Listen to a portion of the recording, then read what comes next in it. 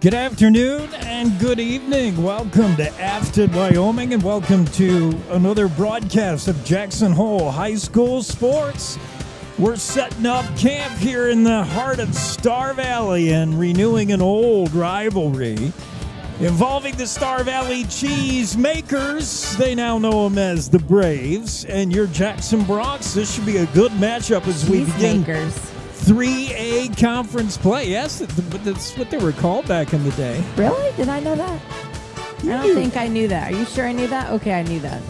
Yeah, I don't know if they're making sheep, but they're making football highlights lately. We're talking about a Star Valley team that has not lost in more than 2 calendar years. You got to go back to September 8th, 2023, and a loss to Sugar Salem. Oh. They are on some kind of a winning streak. The Braves come in top ranked in the 3A, 4-0. Jackson Bronx come in ranked number 4 in the 3A, and they have 3 wins and the 1 loss. Braves coming off a 4-game win streak this season. Jackson off 2 straight blowout wins. So both teams coming in riding high. That's good. That's good.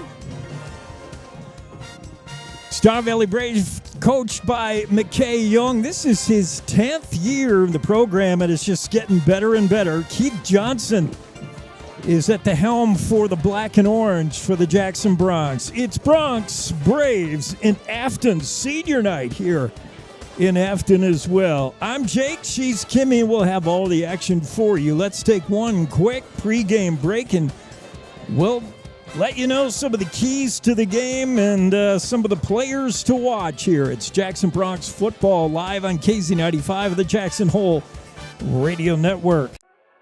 Hey Bronx fans, want the best security for your home or business? Well, call the local experts today at Pye Barker Fire and Safety, formerly known as Mountain Alarm. Pye Barker provides world-class fire, security, life safety, and surveillance, teamed with unmatched customer service and the highest-rated 24/7 monitoring. With their state-of-the-art systems, you can get text or email alerts in the event of an alarm or view live and recorded video on any device. You can also remotely control your thermostat, lights, locks, garage doors, and so much more. Call 307-733-5844 today to get a free assessment and no obligation quote on a new or upgraded system for your home or business, courtesy of Pye Barker Fire and Safety.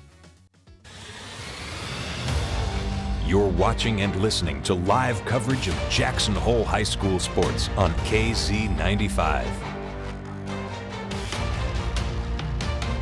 Yeah, we're back getting ready for this one. Start of 3A conference play. That's always exciting when you kick off conference play. These games start to mean something.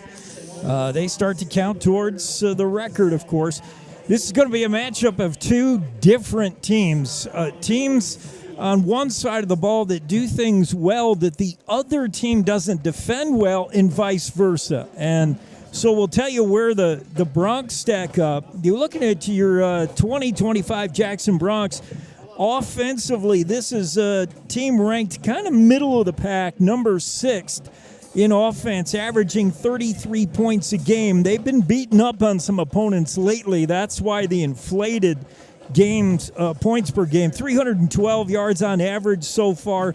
Most of that through the air, as you can imagine. Jackson loves to throw the ball. They're the number 5 passing team in the 3A, led by Grant Johnson. 10 TDs, 4 interceptions. I like when they throw it. Pretty impressive 61.4% completion rate. That's pretty good. Jackson has never run the ball well in a while, in about 4 years. But this year, watch out, they're averaging 110 yards on the ground. Most of that is due to the exciting junior Cooper Kinsler. This team is ranked number 8th in offensive rushing. On the other end of the ball for the Braves, they stop the run better than no other team. I mean, 56 yards on the ground is what they're allowing this year. Ooh. Half of what Jackson usually makes them the number 1 rushing defense. It's not the running defense, though, that I'm worried about. The Braves defend the pass really well, and they pick off a lot of balls. They surrender just 119 yards in the air, making them 3rd best in passing defense. The Braves overall defensively are the number one defensive team, and that's what really jumps out at me.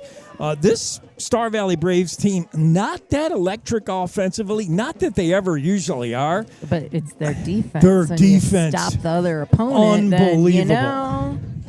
Their defense not only gets stops, they get takeaways, they force turnovers.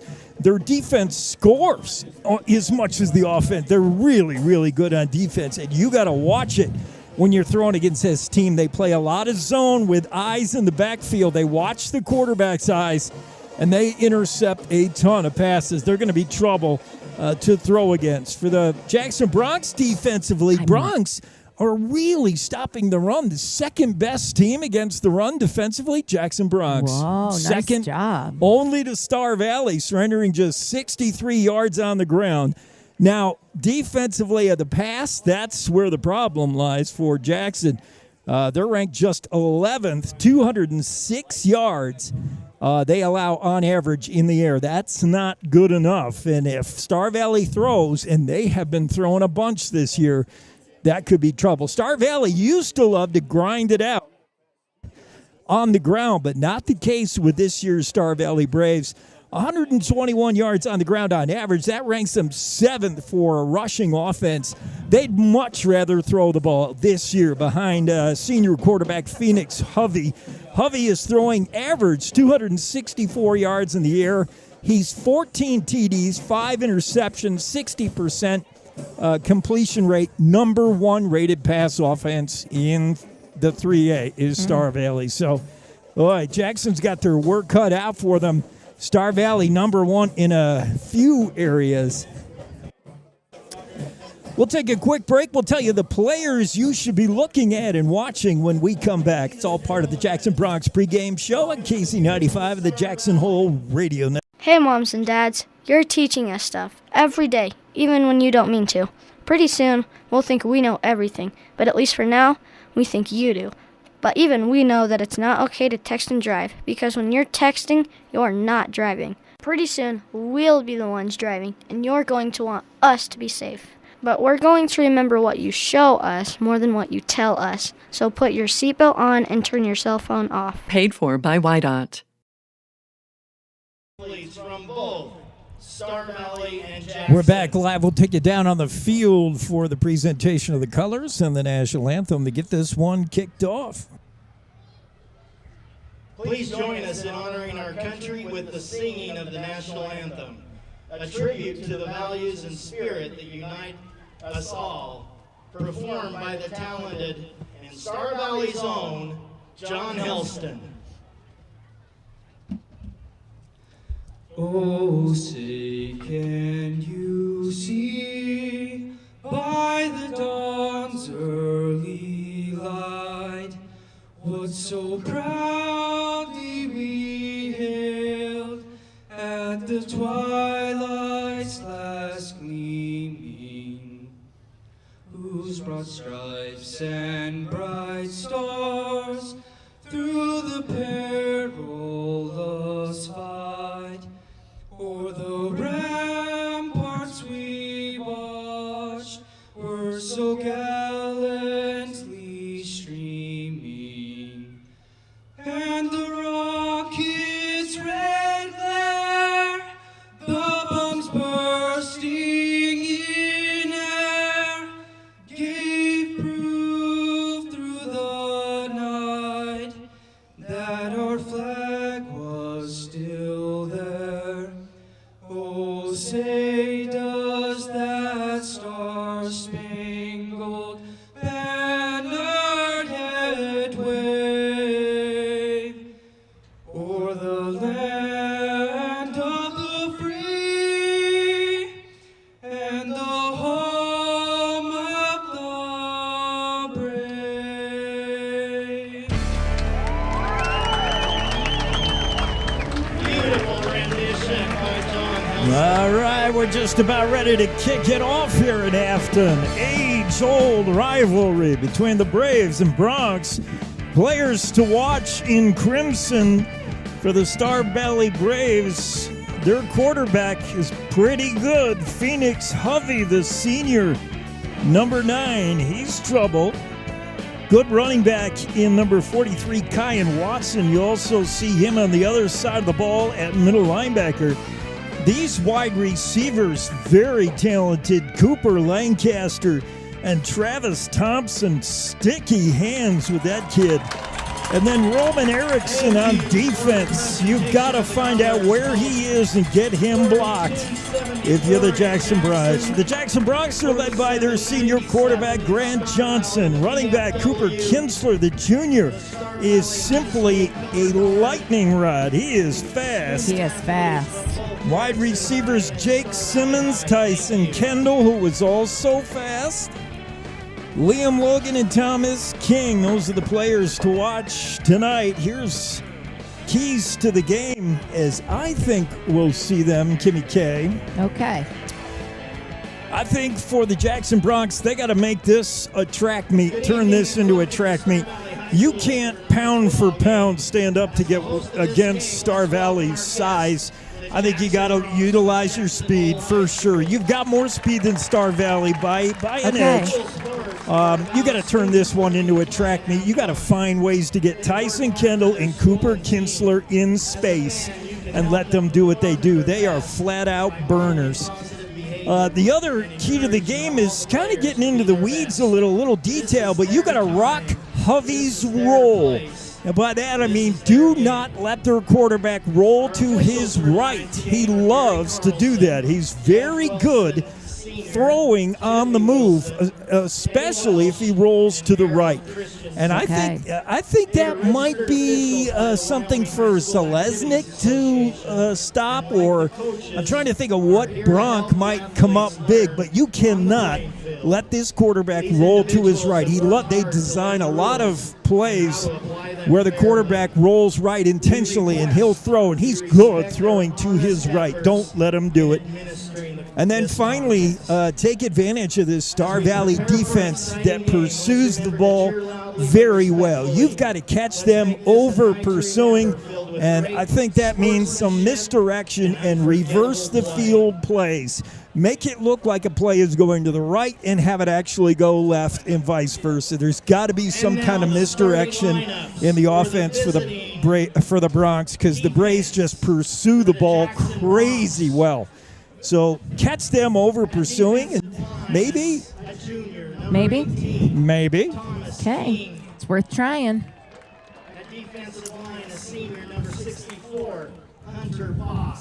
They're introducing the defense. The entire team. Okay. Oh. We do have a couple of minutes before kickoff. Just seniors. All right, it is senior night here for Star Valley, the Brace. Actually, Star Valley is very senior heavy, this team. They got a ton of seniors, and they usually do. They have a ton of players, Kimmy. And yes. if you know anything about the Braves, you don't get a lot of starting time as an underclassman. Even as a junior, you have to wait your turn because there's so many seniors in front of you who are so good. Yeah, but I was just going to say, who cares? Every year they get rid of a lot of seniors, but they're still good, and they still got guys coming on up. Yeah. So I mean, case in point is their quarterback, Phoenix Hovey, was pretty good last year, but as a junior, no way he was going to see the field with a senior in front of him. Hovey's pretty good at quarterback for the Braves, but he's not great. I will give him a B+. He can be rattled. He can be erratic, and he's got some receivers that occasionally will drop the ball. They got off to a slow start last week, so a lot of drop passes and a lot of times where Hovey was not terribly accurate. So I think they got to get a little heat on him, see how he performs under pressure. And you got to remember, too, when the Bronx and the Braves play one another, it doesn't matter who's got the better team. It's going to be a good game because they're both out to win. That's what kind of rivalry it is. So even if one had a more advantage of a team, like, back when, the Bronx did, or Star Valley with more players, it's still always a good game because that rivalry just happens to be so close that they both want it really bad. Yes. To me, it's become a little less of a rivalry in recent years. Star Valley is just It's so good at football anyway. This used to be bitter rivalry where teams on the field really disliked one another. When the game was over, they were friends. A lot of these kids, they know each other really well. They're all friends off the field. But during the game, this meetup between Bronx and Braves has gotten nasty on the field at times. Yeah. I don't know if that's anymore. We'll see. As the Braves are being introduced, we're going to take this chance to take one more time out here and come back for kickoff. You're just minutes away from the kick as we start 3A conference play here at Afton. It's Bronx and Braves up next on Jackson Hole Radio Network. Hey, moms and dads, you're teaching us stuff every day, even when you don't mean to. Pretty soon, we'll think we know everything, but at least for now, we think you do. But even we know that it's not okay to text and drive, because when you're texting, you're not driving. Pretty soon, we'll be the ones driving, and you're going to want us to be safe. But we're going to remember what you show us more than what you tell us. So put your seatbelt on and turn your cell phone off. Paid for by YDOT. Cashmere, silk, down, or denim, Blue Spruce Cleaners is where you take them. We have a friendly, knowledgeable staff eager and happy to serve you in 2 locations and on the road with daily pickup and delivery service and expert tailoring on site. We offer the best in green, effective, and gentle cleaning with Green Earth Cleaning and professional laundry for your sweaters, gowns, comforters, and linens. Blue Spruce Cleaners is a recognized reduce, reuse, recycle business leader, providing green, affordable, and friendly service to our community for over 20 years. Whatever the season, whatever the reason, Blue Spruce Cleaners. Let's get back to the live action on KZ95. Here's Jake Nichols. I'm Jake with Kimmy, and if they're still introducing this entire Braves team, we're going to be here till October. Okay, it looks like they're gathering. I think right. we're done announcing. There you go. They got to Wow, that was a lot. I think they have 200 players with helmets on. Something like that. They got I a thought lot our of players. team looked big this year, but then we come out here and I'm like, ooh, what? Yeah, they're what big. did half of our team decide to stay home tonight? Like, we Yeah. look small now. Yeah, like roster size. Yeah. We have a good turnout at the JV and freshman level, so too does Star Valley. But yes, they got a ton of kids on the sidelines. But you know what? And maybe it's home game too, and you've got everybody out there dressed up on the sidelines, opposed to when you go away, you don't take everybody on the bus with you. So, all right, I can see that a little bit. But I thought we were big this year, and we seem kind of small now that I'm out here. Everybody seems small stacked up against Star Valley. All right, we're getting ready to start this one. Jackson will be kicking off to the Star Valley Braves. Jackson in their home white, or their road whites trimmed in black and orange, and the crimson and gold on the Star Valley side. They're moving right to left. Star Valley is on your YouTube dial. Here's the kick. And you got to watch number 5, who's got a ton of speed. This is going to go Cooper Lancaster. He's in the end zone for the touchback. So they'll start at the 20-yard line. That's a good scenario. Cooper Lancaster, keep your eye on him. He's got a ton of speed.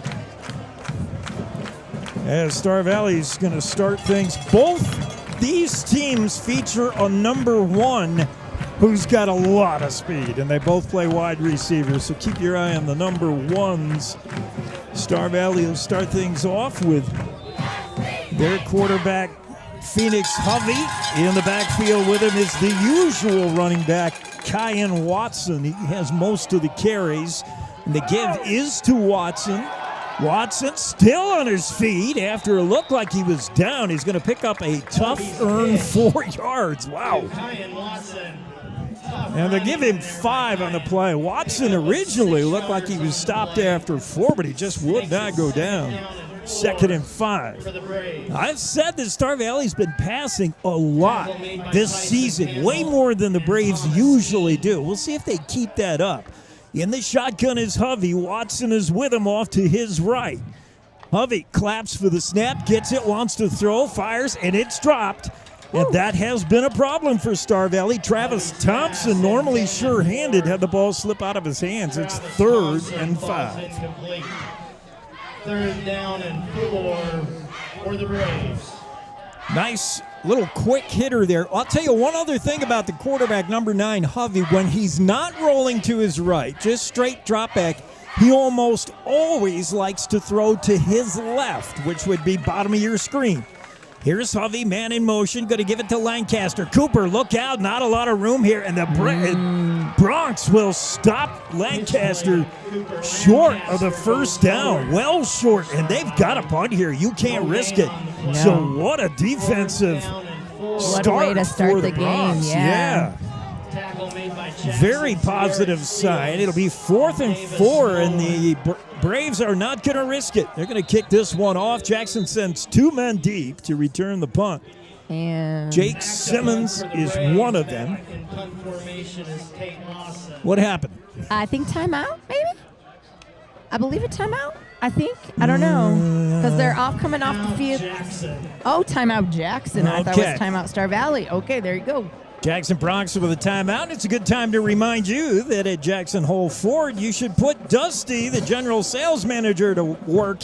He'll make the best deal every time. Come visit Dusty, Louie, and the rest of the gang at Jackson Hole Ford, sponsoring this timeout. And the timeout called by Jackson, so that takes an early one off the board for them. As maybe they weren't satisfied with the punt return team. I don't know. That's why I see maybe they didn't like the... Tyson Kendall back to receive along with Jake. Along with 5 and 6 are hard to see. Marco Rosales is on the near side, bottom of your screen.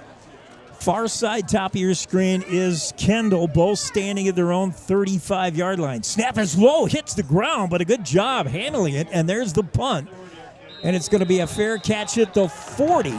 By Tyson Kendall. So Jackson takes over in very good field position here. And in the early going, Star Valley with a 3-and-out, and the Jackson Bronx take over offensively. Jackson's football, 1st and 10. If you just joined us, you haven't hardly missed anything. A running play to Kyan Watson, good for 5 yards, incomplete pass, and then a fly sweep to the speedy Cooper Lancaster, gained maybe a yard. So Jackson defense against the run, we told you, number 2 ranked defense against the run. Bronx have not allowed a whole lot of teams to run the ball on them at all. They did very good on that first play. Now let's do something offensively. Jackson starts out with twin receivers split right, one to the left. In the backfield, it's the usual Cooper Kinsler, and in the shotgun, Grant Johnson. 1st and 10 from their own 40-yard line on that far hash. Snap of the give is to Kinsler, straight up the middle, puts the head down and picks up maybe a yard. It'll be 2nd and 9. Kinsler, not the biggest back that you want to run between the tackles, certainly not against this team. You want Cooper out on the edge if you can. Jackson's going to go quick here.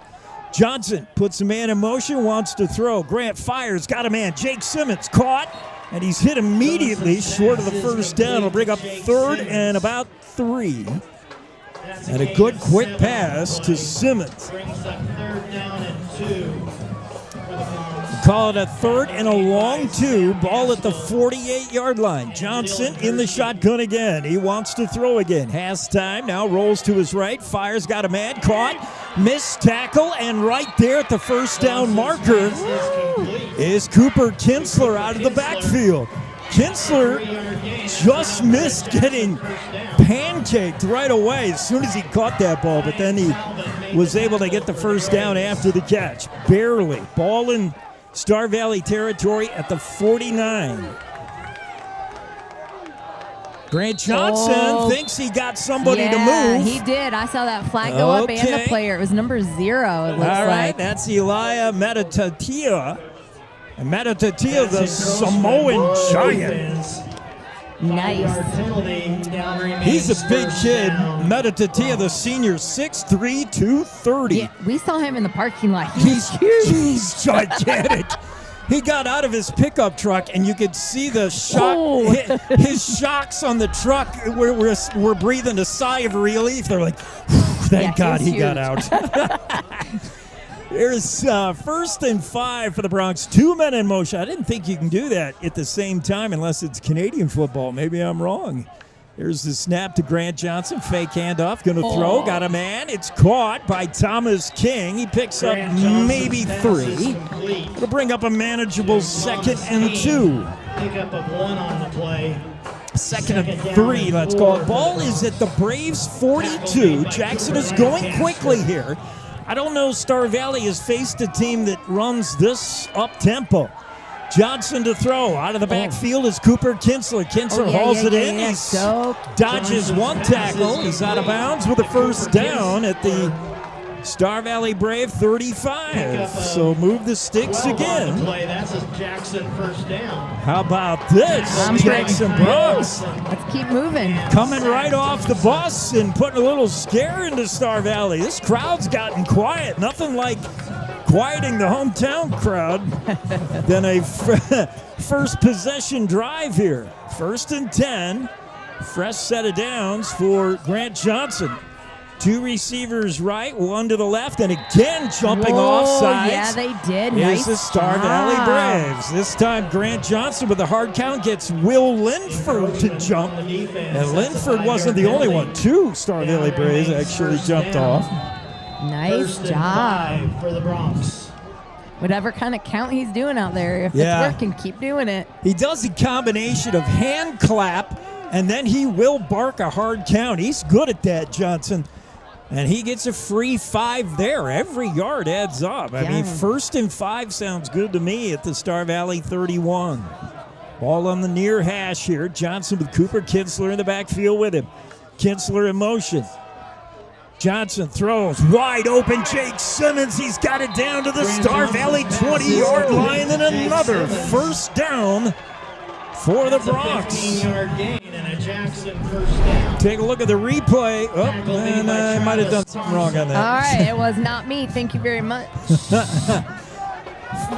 First down for the Bronx. 2 receivers right, 2 to the left. Johnson wants to throw. Far side, Tyson Kendall's got it, but he's hit immediately. Yeah, immediately. And a good play. Travis Thompson on the stop. And that's going to gain just a couple. 2nd and 7, 2nd and 8. Good play by Thompson to come right up and make the hit on Tyson Kendall, because we know Tyson Kendall, you give him an inch and he'll take about 15 yards. Yeah. Grant Johnson with Kinsler in motion to the near side. Trips to the right as well. Now you got 4 receivers on the right side. That's where Johnson's going with the ball. Caught, and it's Liam Logan. Touchdown! Liam Logan. It's a 19-yard touchdown. Oh, my. That was a nice drive. And for some reason, I cannot get... Let's see if I have the replay, and I don't think I do. A nice little... Your camera operator's doing a great job standing outside. Nice little slant pattern by Logan, and he was pretty open. Here's the extra point. It's up and good, and Jackson Bronx take an early lead as Flanagan delivers the PAT. And it's Jackson Bronx 7, Star Valley Braves nothing. We'll keep it right here. What do you think of that, Kimmy? How about that start? That's pretty exciting. I mean, Star Valley going 3 and out, and then us walking it down from the 40 to a touchdown. Good job. I'm proud of those Bronx. One thing I did notice on film about the Star Valley Braves defensively, their linebacking core is very good, very athletic.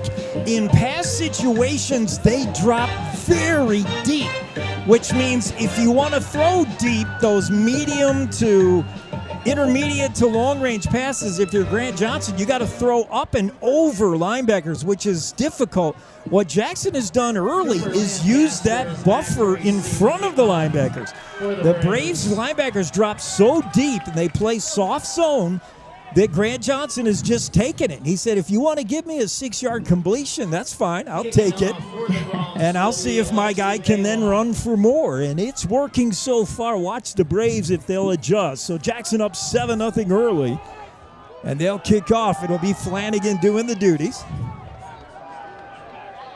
Back to receive for the Braves is Cooper Lancaster. They got a kid, Dax Button, who is so fast. I mean, you can't even, Kimmy, you can't keep up with him on video. And Okay. I don't know why he's not back there, but it's Cooper Lancaster. He'll field the kick at his own 2. Here he comes, near side hash. Cooper Lancaster up the sidelines. Look out. Get him. Reverses field. Cooper Lancaster out to the 38-yard line. And a big return for Lancaster. So maybe that's why he's out there instead of Button. Tackle made by Jackson. I don't have that replay either. Dang it. First and 10. Braves That's you.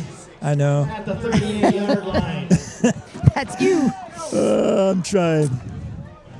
First and 10, Star Valley. They began their first drive of their own 20 and gained a total of 6 yards. Let's see if things go better for the Braves here. Star Valley, Phoenix, Hovey in the shotgun. He's got trips left, no receiver to the right. Handoff is to Ryan. And Watson's got about 7, maybe 8. Kyan Watson, the senior, 5'7", 175 pounds. He's a little fire plug of a guy, but he is built. He's not easy to bring down. Second and short. Ball on the near hash. Both teams going quickly. Here's Watson again. Right side, got a lot of blockers. Kyan Watson, first down and more. All the way to the Jackson Bronx 42-yard line. Uh-oh. That's that big offensive line for Star Valley. They just push guys out of the way. The Bronx have been so good against the run this year, but they have not seen an offensive line like this. Braves set up first time in Bronx territory at Jackson's 42. The snap and the give right side to the big fullback, Nathan Hatterley. And he goes over the right tackle for about 8. Gain of 9. He's another big guy to bring down. Hatterley, 6 foot, 170. Looks bigger than that, runs bigger than that. He's just a junior. Hatterley is still in the backfield now with Phoenix Hovey. Hovey, the senior, gives to Hatterley. He's coming this side, left side now, and he's brought down after a pickup of 3, but that's enough for a first down. Hatterley with a 4-yard Just inside, well, right at the Jackson 30. So Star Valley doing it on the ground like they've always done, although this team so far this season has been passing a lot and successfully. They're running here, and maybe they sense something. Maybe they're trying to see if Jackson really has the number 2 rush defense. Hatterley still in the backfield with Hovey. Hovey gets the snap. He's going to throw near side. That's Thompson. Thompson's got a lot of blockers out front and pushed out of bounds by Zalesnik after a big gain of 12. That's going to be a first down. 11, and that's another Star Valley. Nice quick pass play there. And like I said, Hovey almost always throws to his left side. When he drops back in the pocket, he looks left first and only left. He'll occasionally roll in a design pattern to his right, but he looks left a lot. Here's the give now to Hatterley. Look at left side. Zelaznik is there, had him, and then let him get away, but the tackle is made by his teammates with a loss of 2 or 3. On the play, I think. Oh. I think Nathan Hatterley was able to come up with that. Yeah. No gain on the play, actually a loss of 2. Brings up second. Good job by Noah Zalesnik to get in the backfield and meet Hatterley before he could even get back to the line of scrimmage. 2nd and 12 here for the Braves. And now coming in at fullback is the big Samoan. Watch out, Elia Matatua. I can almost guarantee you they don't have him out there to catch a pass. He's going to be leading the way blocking here on a run play. I think everybody in the building knows it. Lancaster in motion. Oh, no, they are going to throw the ball and wide open. Oh, touchdown, Star Valley. Oh, they fooled me. Oh, they did.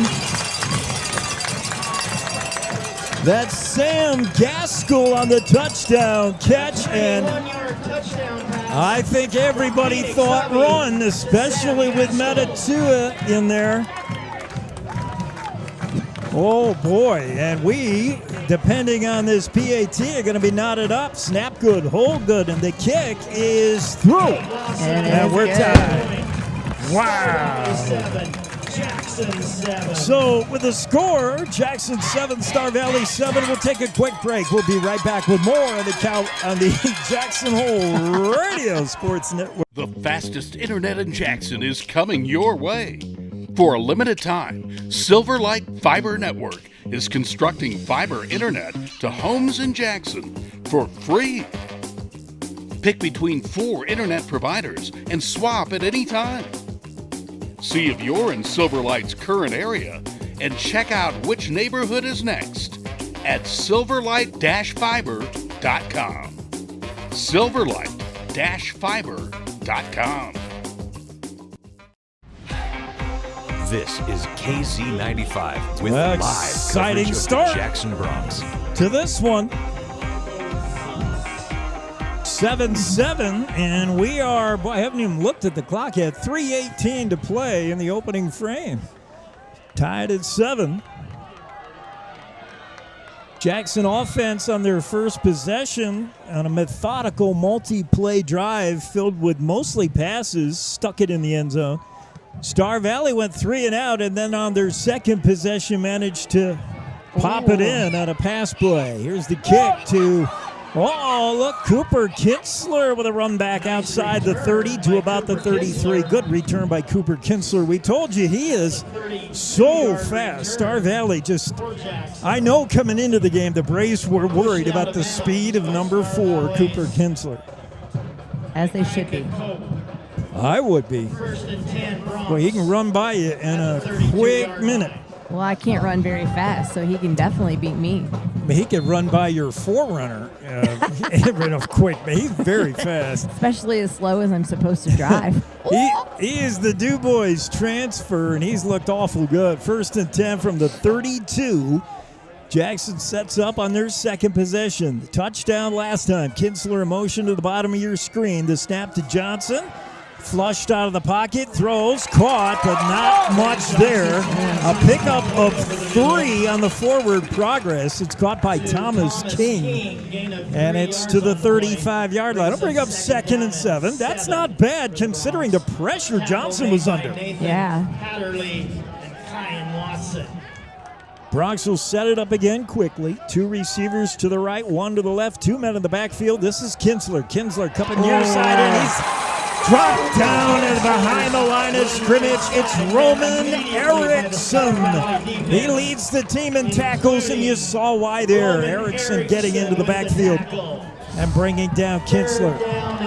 That's going to be a loss of 2, and back to the original line of scrimmage. 3rd and 10 for the Bronx. Ball at their own 32. Passing situation here as Johnson still has Kinsler and another back in the backfield. One of them will probably go in motion here. And there goes one of them. That's Morales looking to throw. Pass caught by Kinsler, but he's going to be tackled again. Another tackle behind the line of scrimmage. And it's Roman Erickson again, and I got a feeling Erickson may be playing a little bit of spy linebacker, and his assignment tonight and all night is going to be make sure number 4 does not get loose. That's the second time Erickson has found Cooper Kinsler in the backfield. The loss will bring up a 4th and long for Jackson. They're going to have to punt. Back to receive Cooper Lancaster on the near side, bottom of your screen. Travis Thompson also. Thompson back there as well, standing at his own 30. Here comes the punt. It is short, high, and they're going to let it bounce. It takes a Star Valley bounce. Jackson's going to have to down it. They do at the Star Valley 47-yard line where they'll take over. So a short punt gives Star Valley good field position, tied at 7 here, still in the first quarter. Oliver Black. 1st and 10, Braves. 47-yard line. They've been running a bunch today so far, and they do have Kyan Watson in the backfield. He'll trade off with Hatterley. It's Watson now. Phoenix Hovey puts him off to his left side. Trips left as well. Looking left is Hovey, and Hovey's going to be sacked. Yes. Thomas King gets in and brings him down. Hovey had the double clutch. He lost the football for just a second. He lost the laces. And that hesitation allowed Thomas King to get in there and get him. King was blitzing from his linebacker position. And I think a little bit of heat on Star Valley is the way you got to do it. Yeah. We'll bring up 2nd and long for the Braves. 2nd and 16. That's Hovey, empty backfield. 3 receivers left, 2 to the right. Hovey wants to throw, looking. Now flushed out of the pocket, rolling to his right, fires on the run. Cooper Lancaster for a touchdown! Cooper Lancaster, touchdown Braves. Wow. I don't know what's wrong with my replay, but yeah, that has been a Jackson Bronx problem all season, is letting receivers get behind them, especially on plays where the quarterback looks like he's in trouble, flushed out of the pocket. The Jackson secondary just looks like they think the play is over or they have to come up for run support. And they just let guys get behind them. Cooper Lancaster is not a guy you can let get behind you. Oh, man. All right. Well, just like that, with the extra point, good. It's 14-7 now. Star Valley strikes quickly on a long pass play to Cooper Lancaster. They do that. We told you, their number 1 is as fast as our number 1.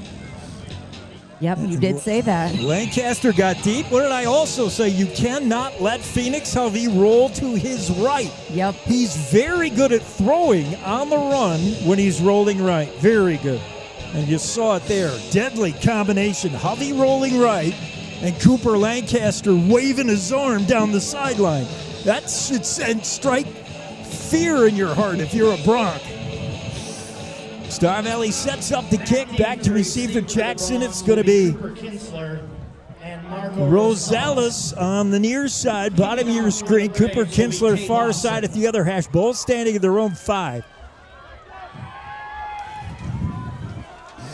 Ball teed up at the 40. To do the kicking is Tate Lawson. And here he comes. Puts the toe to it. It's a good one. Deep. Kinsler all the way back to his goal line. Now he's just going to let it go in the end zone. And it'll come out to the 20-yard line. 1st and 10 for the Jackson Bronx. As time winds down here in the first, down to just 14 seconds in the opening quarter. And it's a touchdown lead for the hometown Braves.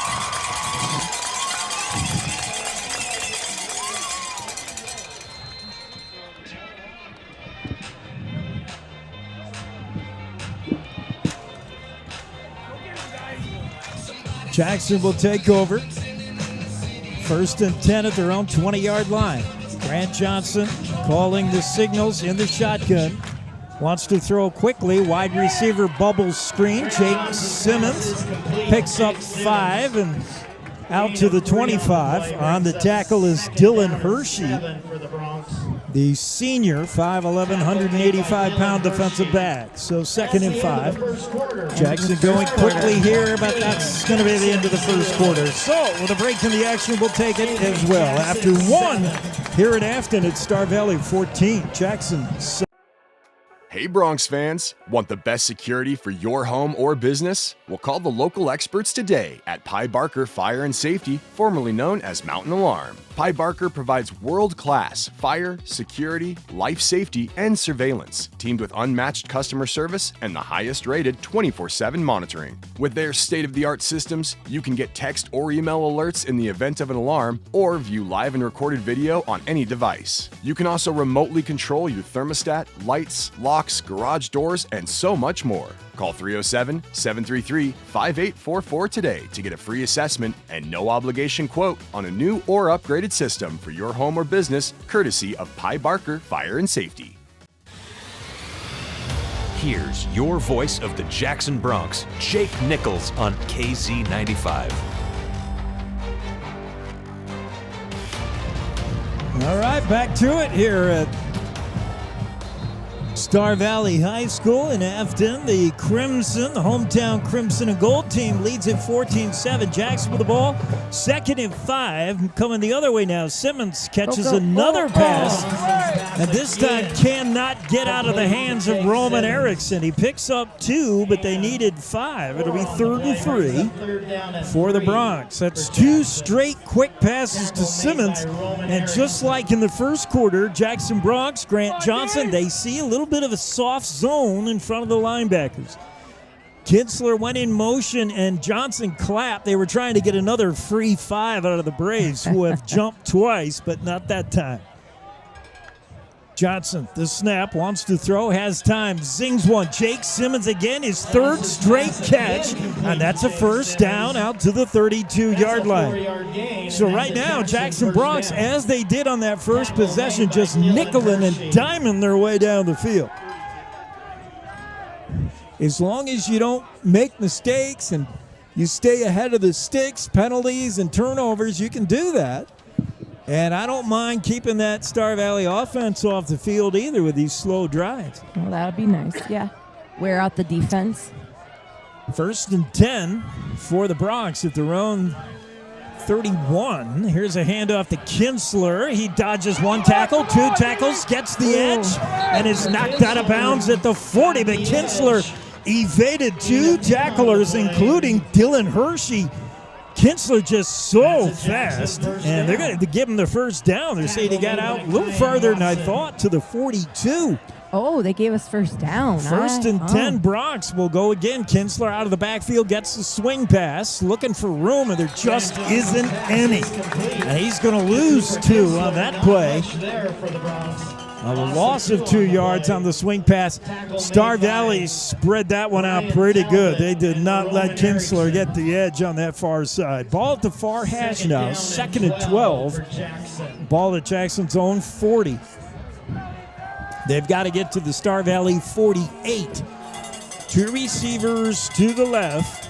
King set up in that tight end. Man in motion is Morales. They're going to swing it out to Rosales, and Rosales drops it. Marco Rosales. He kind of looked upfield before he secured the football, and it's incomplete. That might be, is that the first incompletion for Johnson? Because he has been like that would clockwork. Be. He's yeah, like 8 for 8 or something. Well, no, he's like 8 for 9 now. Or maybe even 10 for 10. I mean, he has started this game on that was the fire. That was the first, like, drop incomplete. So okay, well, it really was. Big 3rd down coming up here, 3rd and 12. Johnson to throw, has time, lets it go, hit as he throws, the pass is intercepted! Intercepted by the Star Valley Braves. The ball intended for Davis Mullen, but it's picked off.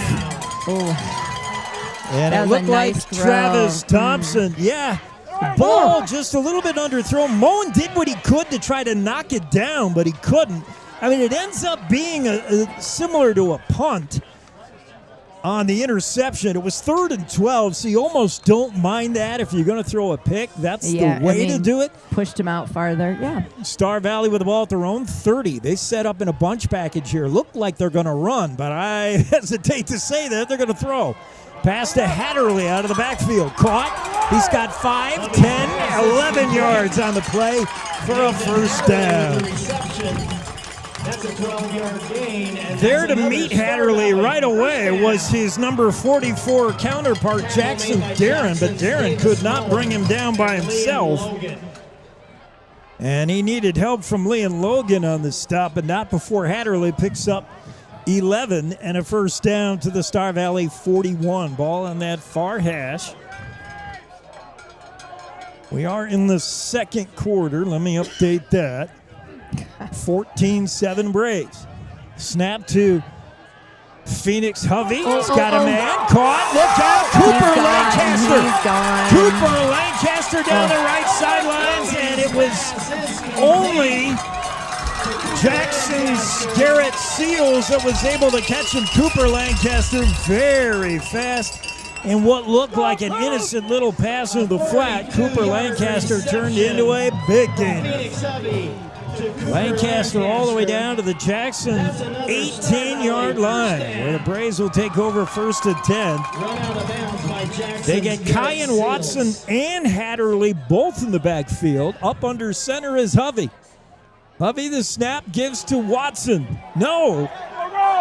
He gave to Hatterley, I think. He might have fooled me on that. Looks like he has enough for a first down. That's a first down run, short of the end zone. Star Valley, first down. But that's all the way down to the Jackson 7. I can't see what yard line is that. Can you down to the 5? No, I'd say or 8. No, 8, yeah, okay. 8. So it's 1st and goal from about the 8 for the Braves. They again go heavy here with a bunch package. One receiver split wide left. They give us to Hatterley. No, they want to throw off play action. Incomplete. And that ball was kind of well covered by the Bronx. Pass thrown a little out ahead. Cooper Kinsler on the coverage. And that looked intended for Zach Thompson, maybe? For the Braves. 2nd and 8. Well, it just shows you how much these 2025 Braves like to throw the ball. This is not the old Star Valley Braves team we knew. If you give Star Valley Braves 1st and goal at the 8, they're going to run it 3 times. And here they pass on 1st down. There's the pitch, the bread and butter, and it's to Kyan Watson, and he is No, he's not. He's short. Kyan Watson, that's the old bread and butter play where Phoenix Hovey, the quarterback, pitches back to Kyan Watson, and then he has the advantage of getting a fullback block, and he gets a block from his quarterback. And we'll see if they do it again. They got the big Simone in there once again. Elia Medatoy. And they go straight ahead in for the touchdown. The Braves are in for their 3rd score of the game.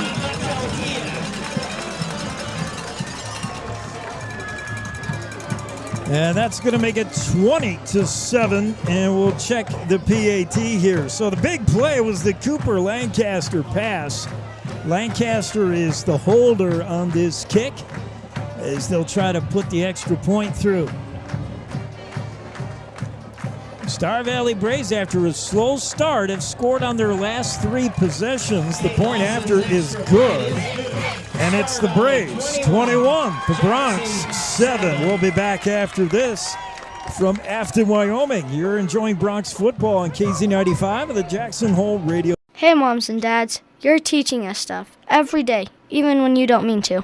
Pretty soon, we'll think we know everything, but at least for now, we think you do. But even we know that it's not okay to text and drive, because when you're texting, you're not driving. Pretty soon, we'll be the ones driving, and you're going to want us to be safe. But we're going to remember what you show us more than what you tell us. So put your seatbelt on and turn your cell phone off. Paid for by YDOT. Your home for Jackson Hole High School sports is KZ95. Let's get back to the game. A promising start by the Bronx, in danger of slipping away a little bit here. They trail now 21-7 after at one time leading 7-0, but they've surrendered 3 straight touchdowns on 3 consecutive possessions by the Braves. Star Valley will kick off, and they're going to pooch it short, and we'll see how the Bronx handle it, and a really good play there by the Jackson Bronx. Jackson Darren with a nice play. He was running with his back to the defense. He probably heard footsteps for sure, but he did secure the ball and made sure he just went down with it, didn't try to do anything too fancy. Yeah, that had to be a scary moment where you don't know they're coming, but your teammates are all saying that, right on you, right on you. And Darren's got to be like, hey, thanks a lot. Jackson will start in good field position after that pooch attempt, though. At their own 30-yard line, 1st and 10. Bronx have to answer. Yeah, they do. They need something here. Grant Johnson of the shotgun. Snap, and the give is to Cooper Kinsler off the right side. He's got, I will hesitate to say even a yard. He's got a yard. Let's give him a yard. 2nd and 9. And 1 on the play. 2nd down and 9 for the Bronx. Not much there for Kinsler. Star Valley's Crew Morgan. Jackson sets it up again quickly. You've got Kendall and Simmons to the left. It's going to be Kendall, and he's hit immediately.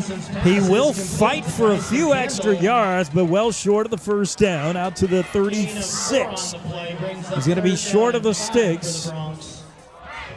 3rd down and 5. They're going to mark him at the 35. Kendall hit right away, and certainly Star Valley Braves, they know who the dangerous guys are. There has not been a lot of, every time Cooper Kinsler touches it, he gets an eye full of Roman Erickson.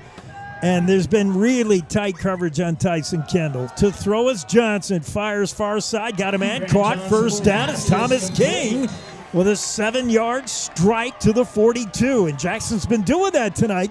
It's the one thing that's worked, Kimmy, short passes. Short passes, yep. And that's all you need to do, like 3 or 4, get that first down, and just keep doing it. I like that. 1st and 10. Jackson's going to huddle a little bit. I mean, I like those long passes, but if they're going to get intercepted, then that's no good.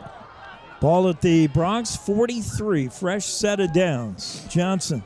Snap, the give is to Kinsler. Kinsler fights off one tackler, and not a lot there either. That is no gain on the carry up the middle. Johnson's going to help his running back up off the turf. I don't like up the middle unless there's a hole. No, I mean, because you get stuffed. Like, what are you trying to do? Get 1, 2 yards? You're trying to find that one seam. If Kinsler can hit that one seam, he's gone. He can be into the backfield quickly. Woo. But Star Valley doesn't give you much between the tackles. Johnson to throw. Got a man. Triple coverage. The pass is good for 2, but that's it. It's Thomas King, and he had 3 Star Valley Braves running with him on that crossing pattern. Jackson's going to have to start opening it up a little and go deep, because now the Braves are starting to tighten up. And no longer do you see that buffer zone from about 4 to 8 yards off the line of scrimmage. That's starting to get really crowded. And they may have to take a shot here pretty soon. Meanwhile, first they got to pick up the first down. It's 3rd and 7. Bronx at their own 45. Fake handoff. No, they give it to Cooper Kinsler, looking right side. Kinsler has the edge, and he's got a first down all the way down to the 40-yard line. It's Cooper Kinsler. I see some movement over in those other stands, too, right now, so that's nice. Cooper Lancaster, that's a Jackson first down. And the replay works, except it was picking up the replay from the beginning of the game. So I might have to give up on that idea. 1st and 10 Bronx. They're in Braves territory. Get it, the 41 of Star Valley. Johnson the snap. The give to Kinsler straight ahead. Breaks one tackle, and now he's brought down after a pickup of just 1. Kinsler the workhorse on this drive for sure. Gained 1 on the play. To bring up 2nd and long for the Bronx. And I think Jackson's been converting 3rd downs, but just barely. I think they've got to threaten. They got to show Star Valley that they will take a deep shot. Look at all the Braves players. You got everybody within. Back. Only 2 safeties back. Everybody's in tight. Johnson to throw. Zings one. Ooh. Kendall can't pull it in. In and out of the hands of Tyson Kendall. Roman Erickson on the coverage. That would have been good for short of the first down, but it's incomplete. Kendall should have had that. And another 3rd and long. 3rd and 9 for the Bronx with the ball at the Star Valley 40. Bronx have converted on a few 3rd and longs to keep this drive alive. Can they do it again? They can. They got 3 receivers to the left, 1 right. Kinsler in the backfield along with Johnson. Star Valley showing like they're going to rush 4. And now a timeout. That's Jackson. Yep. We'll take the timeout with him, breaking the action. Jackson down 21-7, but driving. We'll be back with more Bronx football on Jackson Hole Radio Sports Network. Cashmere, silk, down, or denim, Blue Spruce Cleaners is where you take them. We have a friendly, knowledgeable staff eager and happy to serve you in 2 locations and on the road with daily pickup and delivery service and expert tailoring on site. We offer the best in green, effective, and gentle cleaning with Green Earth Cleaning and professional laundry for your sweaters, gowns, comforters, and linens. Blue Spruce Cleaners is a recognized reduce, reuse, recycle business leader, providing green, affordable, and friendly service to our community for over 20 years. Whatever the season, whatever the reason, Blue Spruce Cleaners. Live play-by-play coverage of Jackson Bronx sports continues with Jake Nichols on KZ95. Jackson Bronx trying to convert a 3rd and 9. Took their second time out of the half to talk about what kind of play to dial up, and here comes that play.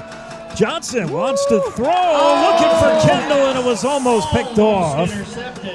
Right into the hands of Dylan Hershey, who leads this team in interceptions. In fact, Hershey has 2, maybe 3 pick sixes on the season. He had one last week called back on a penalty, but that was a little bit of miscommunication. Johnson wanted Kendall to kind of button up, to post up and turn around on that play. Kendall thought he was just going to keep going, and that pass right to Hershey almost picked it.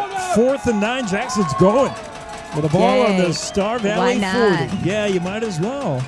Empty backfield. No, they're going to punt. Johnson's going to punt one. Sneak punt here.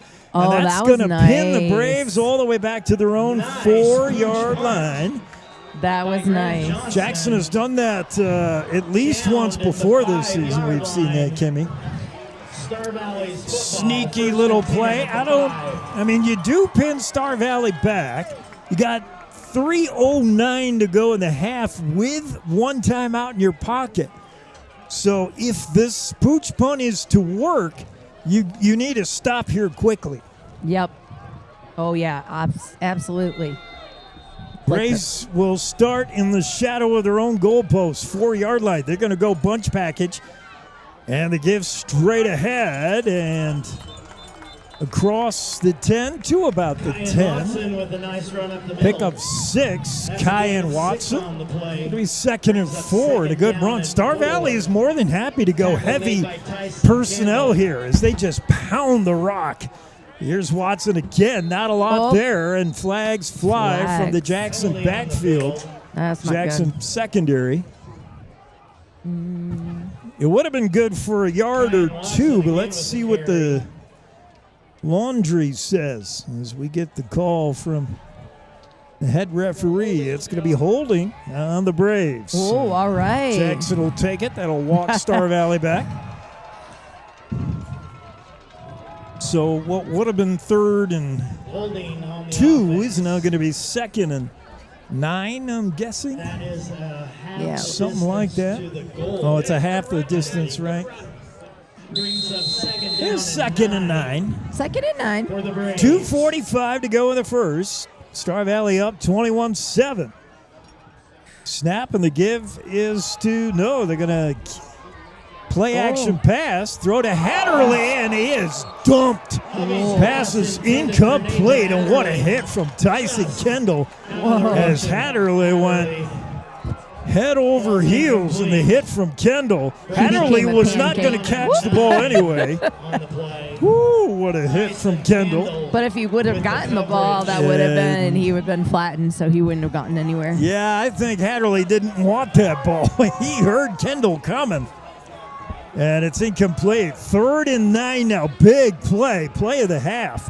Bronx need a stop here. Ooh, Phoenix Hovey is up under center. Hovey, the give, near side, it's Hatterley. He's out to the 10, the 15, the 20, and he's got a first down for Star Valley. The big back, Nathan Hatterley, with a run over the right side. Pickup of 16 on the play. Good enough for a first down for Star Valley. They'll keep the clock rolling. Braves more than happy to run clock here, up 2 scores. And the Bronx missed their chance to pin the Braves back in their own end. Kyan Watson off to the right side of Hovey. Hovey claps for the snap, gets it, throws, got a man. Ooh, That's going to be Cooper Lancaster. Look out! Oh, no. Cooper Lancaster, and again, the saving tackle by Garrett Seals, or he was gone. Boy, he's such a big, tall, lanky guy. You don't get the feeling he's running that fast, but Cooper Lancaster is 6'3", and when he strides out, he eats up ground. Man, second time that Garrett Seals has had to make that last second tackle, or Lancaster was gone again. Here's a carry. It's Hatterley, and again, Tyson Kendall dumps him. But not before he picks up about 4, depending on the spot, maybe 5. And a timeout now, Star Valley, I would imagine. Yep. As they want to freeze the clock here. We're down to 1:20. There was a penalty on the play. Oh, all right, penalty. Ooh, false start, offense. Oh, that's coming back. That'll erase the Hatterley run. Ooh, it doesn't go all the way back, does it? Oh, yeah, the play didn't happen if it's a false start. Oh, yeah. so the 43. Oh, gotcha. No, That's a this one. 5-yard penalty on the Okay, offense. so first and 15. Okay. Back Oh, to the sorry. Jackson 40-yard line. Star Valley still has time and all their timeouts. Braves with Phoenix Hovey in the shotgun. Hovey, the snap, gives to Kyan Watson, left side. Kyan's got a seam all the way down to the Jackson 30 where he's pounded by Selesnik, but not before he picks up about 10. And there's the timeout for Star Valley. So the Braves get 10 of it. Some of that penalty yardage back. It'll bring up a very manageable 2nd and 5. And both teams talk it over. With the timeout, a good time to remind you that Jackson Hole Ford can meet or beat any offer. Their low overhead means you win every time. The best deals in Idaho Falls, Salt Lake, Denver? No, I don't think so. They're right here in Jackson at Jackson Hole Ford. The big old scoreboard showing Star Valley 21, Jackson 7. Jackson started out with the first score of the game on their first possession. Moved the ball methodically downfield, stuck it in the end zone, but it's been 3 straight touchdowns from the Braves to answer. And they're knocking on the door again. Ball at the Jackson 30. Hovey in the shotgun. Kyan Watson to his right. Kyan Watson gets the carry. Got a lot of blockers in front, but it's Selesnik who wraps himself around the ankles of Watson and brings him down. A pickup of 1. 3rd and 4. For the Braves. Braves have to get to the Jackson 25. And the ball at the 28. So, yeah, 3rd and 3. Hovey up under center. There's the bread and butter to Watson. He's got a first down to the Jackson 30. And Star Valley's been running that play for as long as we've been coming here. The bread and butter pitch to Kyan Watson. It's just been a different guy in the backfield through the ages, through the decades. But Kyan Watson does what many have done before him and runs straight ahead for the first down. Another timeout by the Braves as they're milking the clock here with 37 seconds to play in the half. Braves trying to stick it in one more time. They lead 21-7. Bronx run defense coming in, number 2 ranked in the 3A, but they haven't seen an offensive line like these hogs. And for the Braves, their run defense hasn't seen speed like Cooper Kinsler, but the Braves have been able to keep a pretty good eye on Kinsler. Let's see what Star Valley does here. 1st and 10 at the Jackson 21-yard line. Hovey's going to be in the shotgun, and he's got Kyan Watson in the backfield with him. Hovey snaps. Man in motion is going to be Cooper Lancaster. Now Cooper wants to throw, and wide open on that far side. Touchdown. Just in. Oh, no, they're going to say he's out of bounds. Yep. Out of bounds. He did not make it. 3. What a play. Let me see if I have that on the replay. I don't. Or maybe I do. I'll try it again. What a play. Cooper Lancaster getting a pitch. Looked like he was going to take that fly sweep to the right side. He stopped dead, threw a pass, and very nearly the touchdown. First and goal now from inside the Jackson 5, right at the 1. 27 seconds. There's bread and butter. It's Kyle Watson, and he's in. Touchdown Braves. As Watson was barely touched, he waltzed his way into the end zone. So it's 27-7 pending the PAT with 22 seconds left in the half. Jackson's opening possession touchdown seems like a distant memory, doesn't it? Yeah, a little bit. Extra point coming up. Lancaster sets it up. The kick is good. No, it's no good. Okay. I thought that was right through the upper. I already missed it. So it's a 20-point lead for the Braves. Jackson with just the one timeout, and really they don't have much time here. But maybe if they can get the ball into the hands of a Tyson Kendall or a Cooper Kinsler, get a real big run back, could do something. It could happen. But Star Valley Braves know that as well, and I wonder if they just won't kick to him. Last time they kicked, the Braves pooched that kick. They may do that again. As I don't think they want any chances that Cooper Kinsler could burn him here. I mean, I can see that, but... Bronx break the huddle. It's Kinsler coming down near side in the bottom of your screen. Far side, right side is Marco Rosales. For the Bronx will be Liam Logan and Wyatt Timbo. I don't think they're going to kick Kinsler's way, and I don't think, unless they boot it out of the end zone, I think they may try another short one here, a little line drive kick or something. Let's see. He's not running up very fast. Oh, yeah, they're just going to pooch it. And another good job by the Bronx to recover it. Penalty flag down. I wonder if there may have been a man offsides on Star Valley. Downfield too early. Maybe it is offside. Star Valley a little too eager to get to that. Oh, so I get to re-kick. Yeah. Think they're going to pooch it again? I don't know. Like they turn for an onside kick? I mean, that's what we're going to look like. I think they'll do it again. I think they just don't want to take a chance that Kinsler can run back. Now you lost the option of kicking it out of the end zone. You can't do it all the way back here from the 35, I wouldn't think. Maybe. Oh, he looks like he's... Let's see. If he runs up on it, I don't know if he's walking. I think they'll hit another short one here. We'll see. They're going to boot it. Again, another pooch kick right into the arms of number 44, who secures it.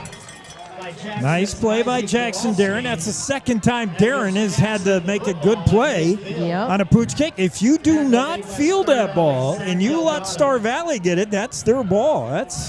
You have to catch that, grab that, and get down, or it's Star Valley ball. So the ball exactly at midfield. No time or one timeout. Is that what we're thinking? One timeout.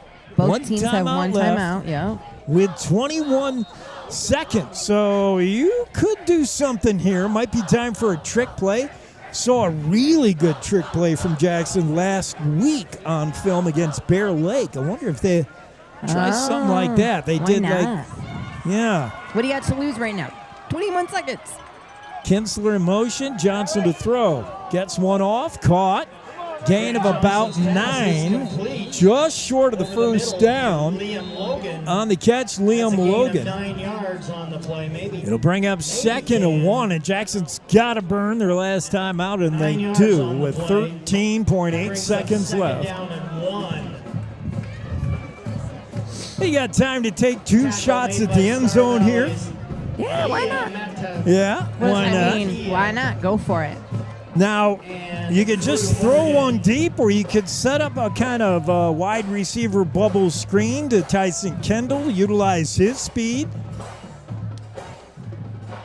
There's a couple of ways you could do it rather than just throw one deep in the end zone. A Hail Mary, you don't have to do that. No, because then if you do it too fast, then you're giving Star Valley the ball back. Wow, they don't have enough time to do anything. There's 13 seconds, Kimmy. I've seen less. You wouldn't mind. Yeah, the Bills know what 13 seconds I've could do. seen it here, too, before. I watched a Powell game against Star Valley here. Shotgun, Johnson to throw. Throws, fires, knocked down, incomplete. Grant Johnson was looking for Liam Logan on that far side, but a good play by Star Valley knocking it down. It'll bring up 3rd and 1. And again, the down doesn't matter. Time does. 10 seconds. Jackson's got a chance for still two plays here. If you get out of bounds on this one, you can take a shot at the end zone, and if it's incomplete, you got another play, or throw something shorter, and you got to get out of bounds. What do you think Tyson Kendall, watch him. He's on the left side. Thomas King over here on the bottom as well, along with Jake Simmons. 3 receivers left, 1 to the right. Johnson is looking left near side, and he wanted Cooper Kinsler, but Cooper was not aware that play was happening. Kinsler had not turned around. They were trying to set up a little screen to him. And Kinsler did not get the message. It'll bring up 4th down, and here's the Hail Mary. It's end zone or nothing for the Bronx. Why not? You got to be careful here of a pick 6, though. I know. Star Valley has taken it the other way a few times this season. Watch out for number 42. He's the guy who's really good at that, Dylan Hershey. And here's Jackson, empty backfield, and they're going to try another screen, far side. Cooper Kinsler gets a good block from Jake Simmons, but he didn't use it. Kinsler actually went the way that Simmons was blocking his man, and that didn't work. We got 0.1 second out here. So, guess you got one more Hail Mary? They can't get it off. The clock stops with the first down, but then it's going to restart. Yeah, that'll do it. So the first half of the books, the score, the Star Valley Braves 27, Jackson Bronx 7. We'll be back with a halftime show right after these words. You're enjoying Bronx football on KC95, the Jackson Hole Radio. Hey Bronx fans, want the best security for your home or business? Well, call the local experts today at Pye Barker Fire and Safety, formerly known as Mountain Alarm. Pye Barker provides world-class fire, security, life safety, and surveillance, teamed with unmatched customer service and the highest-rated 24/7 monitoring. With their state-of-the-art systems, you can get text or email alerts in the event of an alarm or view live and recorded video on any device. You can also remotely control your thermostat, lights, locks, garage doors, and so much more. Call 307-733-5844 today to get a free assessment and no obligation quote on a new or upgraded system for your home or business, courtesy of Pye Barker Fire and Safety. Hey moms and dads, you're teaching us stuff every day, even when you don't mean to. Pretty soon, we'll think we know everything, but at least for now, we think you do. But even we know that it's not okay to text and drive, because when you're texting, you're not driving. Pretty soon, we'll be the ones driving, and you're going to want us to be safe. But we're going to remember what you show us more than what you tell us. So put your seatbelt on and turn your cell phone off. Paid for by YDOT.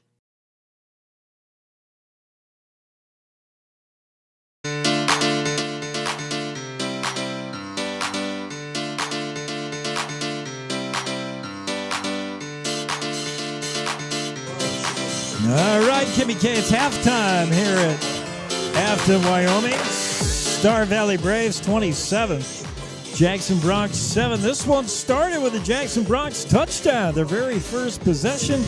They drove down the field, just short passes, bing, bing, bing, and finally stuck it in. Who scored the touchdown? I can't remember. I don't think I remember that either right now. Was it? I almost want to say Thomas King because his name's sticking in my head, but I can't know. I do remember that it was Grant Johnson who I think was perfect on that drive. He was like 7 for 7 or something. I mean, he started a house on fire, man. He didn't miss until finally a drop.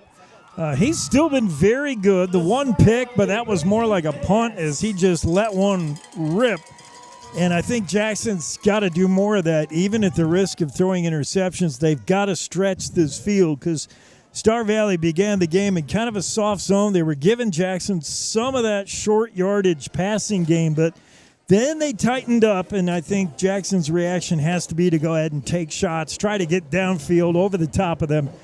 The difference, though, Jackson's defense has been pretty good all year. They've been pretty good tonight, stopping a dual running back combination of Hatterley and Watson, who are some big kids. Yeah. It's been Cooper Lancaster. When he touches the ball, he is deadly. Yep. Cooper Lancaster darn near took two to the house, and if not for Garrett Seals, he would have been in twice. Yep. Garrett Seals playing a deep center field safety, had to track down Cooper Lancaster both times, and Lancaster just has that lazy long stride. I mean, it does not look like he's running fast, but my goodness, does he eat up yards. 3 strides out of him and is 10 yards. Like, he just gobbles up real estate, and he's been doing that to a lot of teams. We didn't see him last week. He was in street clothes last week. He did not play against Marsh Valley, and I think that was a Coach McKay Young decision to just sit him and not risk injury, knowing that a lot of season is left to play. We also didn't see Roman Erickson last week from Star Valley. Both those studs sat out, so I think that was Coach Young just saying, I don't need everybody against Marsh Valley, and I want to save these guys for conference play, make sure they stay healthy. And Cooper Lancaster on film and then Cooper Lancaster live is a different thing. He is something. Very fast. Yes. Like a rocket. All right. What do you got for stats? Let's see. 27-7. Yeah. Both quarterbacks seem to be faring pretty well. I do have to say defense on both sides is doing really well, even though the scoreboard doesn't necessarily say it. That's about what I got for stats. Yeah. I think Grant Johnson, quarterback for the Bronx, has had a very good game. One of his better games. I think he's only had 2 misses. Yeah, if not maybe for a 3. couple of drops. Maybe 3. Right. He hasn't thrown a ball inaccurately, really. No. He had like 2 drops, and the one pick was pretty well thrown. It's just really well covered. Yep. He's been really accurate tonight, and credit that offensive line. Star Valley's got some big boys on the defensive side of the ball, and they haven't harassed Johnson a ton. Grant was hit once as he threw it, but for the most part, the Jackson Bronx O-line has kept him clean, and that's a positive. Cooper Kinsler just not able to get on track. They've tried a few times to pop him loose, but Roman Erickson has had a close eye on him. And Tyson Kendall, they've tried to get the ball to their speedster, their fast number 1, Tyson Kendall. But every time he touches the ball, there's a Star Valley Brave right there. Right there. They definitely identified the 2 speed guys on the Bronx for sure. Which means they did their homework. They sure did. They must be. So we need to switch it up and do something a little different.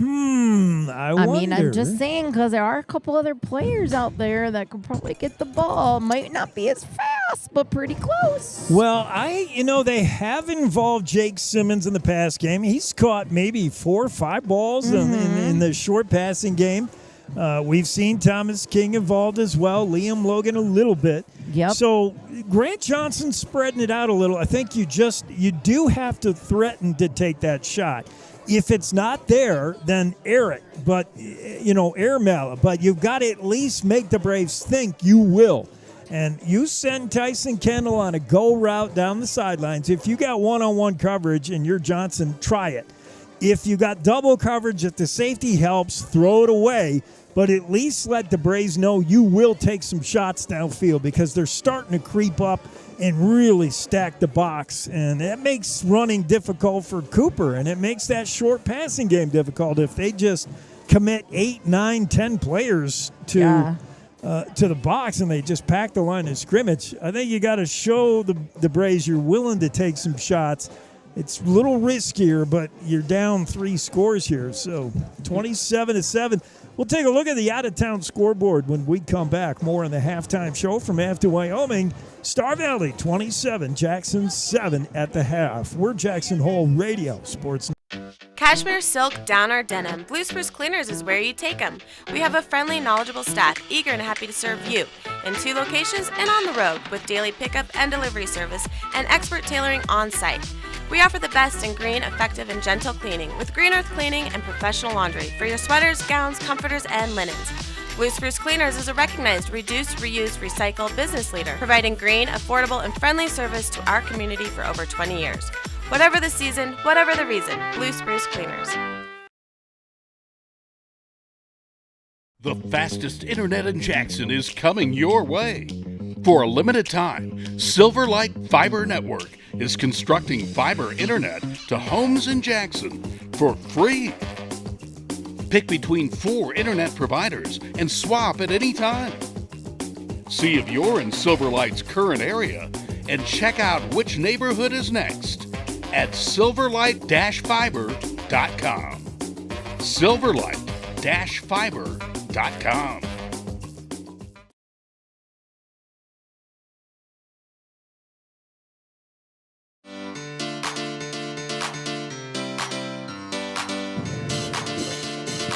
We're back at the half here in Afton, Wyoming. Star Valley leads Jackson 27-7, and it's 4 straight touchdowns the Braves racked up after Jackson took their first possession in for a score. Jackson led 7-0 in the early going, but it's been all Braves since then. Promising start. We were excited, right, Kimmy? Oh, yeah, I was really excited. Mm-hmm. Take a look at other games, other action. What's going on? They don't have many 3A updates. We got no word on Powell Cody. I don't have a score on Riverton Douglas either, or Rollins Buffalo. Am I looking in the right place? I got a score. Second quarter action. It's Torrington. It's Lander leads Torrington 28-9. That doesn't do anything with us. No. Okay. In the 4A, Sheridan looks like they'll continue their longest win streak of all time. They lead 31-6 over Kelly Walsh. Cheyenne East 10-7 over Natrona County. That's battle of number 2, Cheyenne East, and number 4, Natrona. Third-ranked Campbell County in the 4A leads Laramie 23-13. Thunder Basin tied with Cheyenne Central in a real fun one, 21-21 at the half. And Rock Springs all over Cheyenne South, 32-0. Yeah, I don't have a lot of 3A scores. I don't know why. Yeah, it's interesting because our game here started at 7, so yeah, some of those might have even started earlier, if not exactly the same time. Hey, I just noticed something across the way. This is the coolest thing. If I go like this, can you see that fire pit over there? Yeah, way back there. Yeah. What a way to come to a football game. I like that s'mores down there in the end zone. Give me my pumpkin spice latte with it, and we're all good. That'd be a fun way. Yeah, I like that. Well, I like the atmosphere here in Star Valley. I know it's our hated rival, but I got to appreciate the way they love their sports here in Afton. No doubt about it. They come out. They love their players. They just such support for their sports in Star Valley. I do have to say I have 2 cute little boys that are sitting outside with me, talking a little smack. Oh, yeah? Keeping me company, entertaining me. Okay. Well, hopefully both teams making adjustments. We'll come back. We'll see what Kimmy K would do if she's the coach. Yeah, I want you to get in the shoes of Coach Keith Johnson. You just want to go crazy. No, I did not, but I said we need to change it up. They're looking for the typical and the usual, so he's got to come up with something. And, there's got to be some kind of, not to say trick play, but something, out there, a little different. Yeah. That Star Valley's not expecting. Yeah. If we want to get back in this. They gotta push the envelope a little bit. Jackson trailing 27-7 here at the half. Coach Matt K. Young for the Braves in his 10th year, coming in with the Braves 4-0 and trying to get to 5-0. Jackson comes into this game 3-1 overall.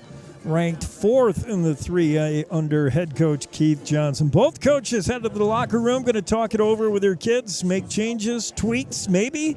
We'll see when they come out for the second half. We'll be right back with more from Afton. It's halftime, and the Bronx Braves. Cashmere, silk, down, or denim, Blue Spruce Cleaners is where you take them. We have a friendly, knowledgeable staff eager and happy to serve you in 2 locations and on the road with daily pickup and delivery service and expert tailoring on site. We offer the best in green, effective, and gentle cleaning with Green Earth Cleaning and professional laundry for your sweaters, gowns, comforters, and linens. Blue Spruce Cleaners is a recognized reduce, reuse, recycle business leader, providing green, affordable, and friendly service to our community for over 20 years. Whatever the season, whatever the reason, Blue Spruce Cleaners. The fastest internet in Jackson is coming your way. For a limited time, Silverlight Fiber Network is constructing fiber internet to homes in Jackson for free. Pick between 4 internet providers and swap at any time. See if you're in Silverlight's current area and check out which neighborhood is next at silverlight-fiber.com. silverlight-fiber.com.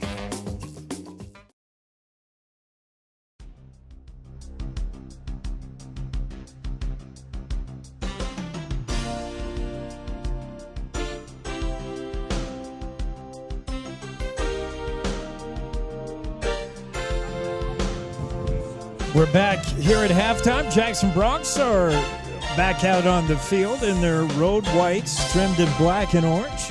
Are our helmets different? They look different. They do look a little different. Like, I don't feel like this is the helmets that we wore last time, but maybe I didn't pay attention. Uh-oh. Yeah. Oh, they're doing that because Star Valley's coming out. I'm like, what's going on with the lights? Yeah, they want to bring out the Braves in style. I should see. They got a light, long line. Oh. Evanston does that light chaser whenever they score a touchdown now. When we go to really? Evanston, we'll see that it in a couple weeks. We don't expect the Red Devils to score a touchdown, so we may not see it. But, yeah, they're really flashing it up here. Oh, yeah. Let's give you a warning if some of our viewers are triggered by flashing lights. There's a lot of that going on. And I can share my lovely my little friends over here. Yeah, but we don't want to. Yeah, we don't want to get those. Yeah, there you go. There's Star Valley Braves getting ready to come out. This is what I mean about the atmosphere. They are so hyped for their team. I mean, they are crazy about their football here in Afton, no doubt. Star Valley takes the field, all gathering out on their SV logo at midfield, and we're ready for the second half here. Bronx got some work to do. They trail by 3 scores, 27-7 after taking a 7-0 lead. The Braves have done everything else offensively. That smoke smells. Yeah, they're blowing some smoke. They're pyrotechnics, flashing lights, and they got a bonfire going. Yeah. What and more? the cannon after every score, though, that scares me every time. They may run out of cannonballs the way this one's going. It's going to be the Bronx receiving, right? The Jackson kick to start the game. Yeah, they did because remember Star Valley went 3 and out, and then we went down and scored. So Jackson Bronx will start with the ball. I checked the out-of-town scoreboard once again. It's still no updates on anything in the 3A. And you refreshed your, Yeah, I did the refresh. Right. I don't know. Should I check my phone? Maybe, because I can't get my replay to work either. So obviously I'm having a tech night. I'm tech challenged tonight. But yeah, I don't know. I can't. No scores. Here's what's matching up tonight around the 3A. Lander at Torrington. We gave you a score on that. Lander leads it. Rollins is at Buffalo. Powell takes on Cody in Cody. And Riverton and Douglas is going to be the fun one. That's number 3 ranked Riverton traveling to the Douglas Bearcats, ranked 4th. That should be a fun game.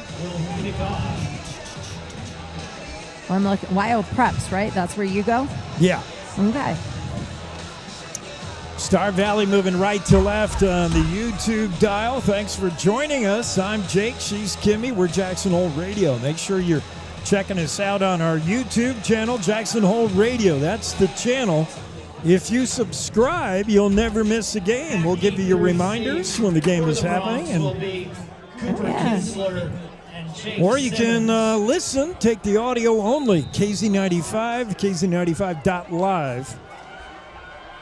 Broadcasting audio to the interwebs. Here's the kick. They're going to boot it deep this time, sort of deep. In fact, that's kind of a medium pooch kick. Yeah, that wasn't deep. That wasn't short. That was, that wasn't a kick. Jackson does cover it. William Dreyer, 6 foot, 160-pound junior, covers the ball at the 25. So Jackson takes over in average field position, 75 yards away from pay dirt. And they no more field goals at this point out. Jackson needs sevens, and sevens only if they were going to get back into this one. Grant Johnson brings him out. Liam Logan to the right side. Wide receiver slotted down bottom of your screen. In the slot next to him, Cooper Kinsler. Empty backfield for the Bronx. Johnson to throw, looking far side, lets one rip. Thomas King caught, but then lost track of it after the hit. King had it, but then Travis Thompson ripped it right out of his hands. Good play by Thompson.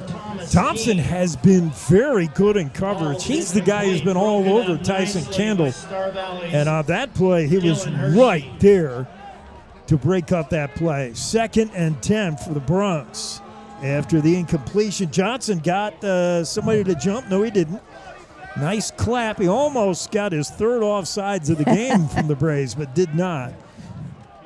Now the snap and the give to Cooper Kinsler. Left side. Cooper tried to get the edge. Cannot do it. He'll pick up 1. That's all. 3rd and 9 coming up.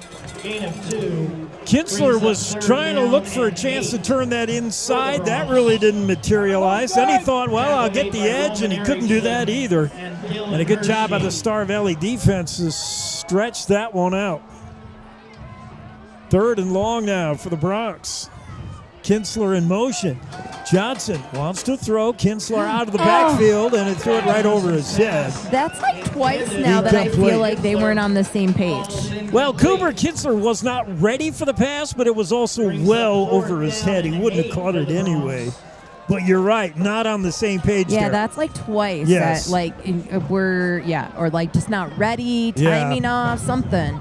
Johnson, and that's not normal for them. Yeah, Johnson, Kinsler not on the same page with that, but Grant just threw it well over Kinsler's head. So Jackson backed up here. They're going to have to punt facing a 4th and long. Back to receive is, guess who? Cooper Lancaster. And I don't want to kick it anywhere near this guy if I'm the Bronx. No way. I would kick this over there where the bonfire is. And the kick is blocked. Blocked in the end zone, and it is Star Valley on it. And a special teams touchdown for the Star Valley Braves. Yeah, the snap was a little bit suspect. Yeah. So what was wrong with that snap, Kimmy? It looked like it was low, or I'm not sure. I don't know, low. It was a little slow. Like it took him a minute, or like the line was just that fast coming up. Yeah, something bogged down the snap, and by the time the punter put a toe to it, I believe that's Alexi Blog. It may have been Flanagan, and I'm just glad the kicker didn't get hurt because that was so close on there. I mean, they were all over him right away. Yeah, that was. Extra point attempt coming here, and they're going to go. Oh, no. Lancaster's I thought they were going to go for 2, too, for a second. Whoa. Lancaster holding. The kick is good. And it's Tate Lawson up and through. He's missed just 1 extra point tonight. And that makes it Star Valley 34, Jackson 7 on the special teams gaff. The Bronx with a muffed punt there as the punter lost the handle for just a moment And that allowed the rush to get in there. They were all over him. Yeah. Blocked that punt and then landed on it in the end zone, and that's a touchdown. Oh, boy. So that's not the way we wanted the second half going if you're a Bronx fan. No. 34-7 now, Star Valley. Starting to see why Star Valley is so tough to beat here at home in Afton and why nobody has beaten this team in over 2 years. Not since Sugar Salem Diggers did it back on September 8th, 2023. No, Last I keep time. thinking Cody hasn't even beat them in that long? No. Whoa. Nobody. I mean, they got their football down here. I'll give them that. Yeah, there was a time it was Jackson Cody were up there on the ball fell over again. Yeah, it did. Tate's like, oh, dang. He's going to go put it back. Really, virtually no wind tonight. We haven't talked about the weather because there hasn't been much to talk about. Perfect night for football. It's starting to get a little nips out here. Okay. Just a little. All right. Because I'm outside. Yeah, just a little. Got my coat on. Started in the low 70s in sunshine and it's dipping a little. It's a nice night for football. Here's the kick. They are going to line drive this right at Cooper Kinsler. Kinsler got handcuffed with it, and he's just going to let it go through the end zone. Cooper's actually going to go track it down. He doesn't have to do that, but yeah, so Star Valley's done a whole bunch of different things. They've kicked conventionally and allowed Kinsler to run one back. They've pooched 3, and now they just do this line drive impossible to handle kick. Yeah, it was like. Yeah, that was. It was doing a sideways. It was a line spiral. Drive, man. Yeah, it was like weird. a baseball going across the field. Yes. Grant Johnson, 2 receivers left, 2 to the right. Rosales in motion. Quick pass to Jake Simmons. Jackson has hit that about 6-7 times now. And Simmons hits good for 7 yards. That is the one play that has been there for Grant Johnson really nearly all night. Yep. That short little, yep. And Johnson looking up pre-snap. Roman Erickson is coming on the blitz, I think. No, he didn't. But that's a handoff straight up the middle and not a lot there. Maybe a yard. I don't know if Jackson got that. They're going to be faced with a 3rd and 3. 3rd and 3. Jackson has to get to the 30. They have the ball at the 27. Tyson Kendall doesn't even go back to the huddle as he just takes a spot way out there at the top of your screen. He's like, I was ready to go. I know he goes, what I'm doing, I know what man. my job is, to run as fast as I can. Here's Grant Johnson, takes a look over his way. There's the snap. Fake to Rosales and the pass to Simmons. And he breaks one tackle, and now he's knocked down right away. Jake Simmons, he's going to be short of the first down. Good job by Star Valley to swarm to the ball. It's going to be face mask on the brace, which will give the Bronx a first down. That's good news. So Jackson, courtesy of the penalty, will get a first down. And Jackson right now just looking for anything to go right here as they trail 34-7, just underway in the second half. Ball at the Bronx 33-yard line. All the starters in for both teams, far as I can see. Liam Logan, bottom of your screen, along with Jake Simmons. One receiver, Kendall, all the way to the top of the screen, nearly out of the picture. Here's the snap. Johnson gives to Rosales. Rosales looking left side, and coming up to get him is Cooper Lancaster. And another flag down. Lancaster came out of nowhere to come up and tackle Marco Rosales before he could turn the corner. There is a penalty flag. But we'll see, and that's going to be another face mask. And I think that was on Kendall, who came up. Or that was on Lancaster, I think.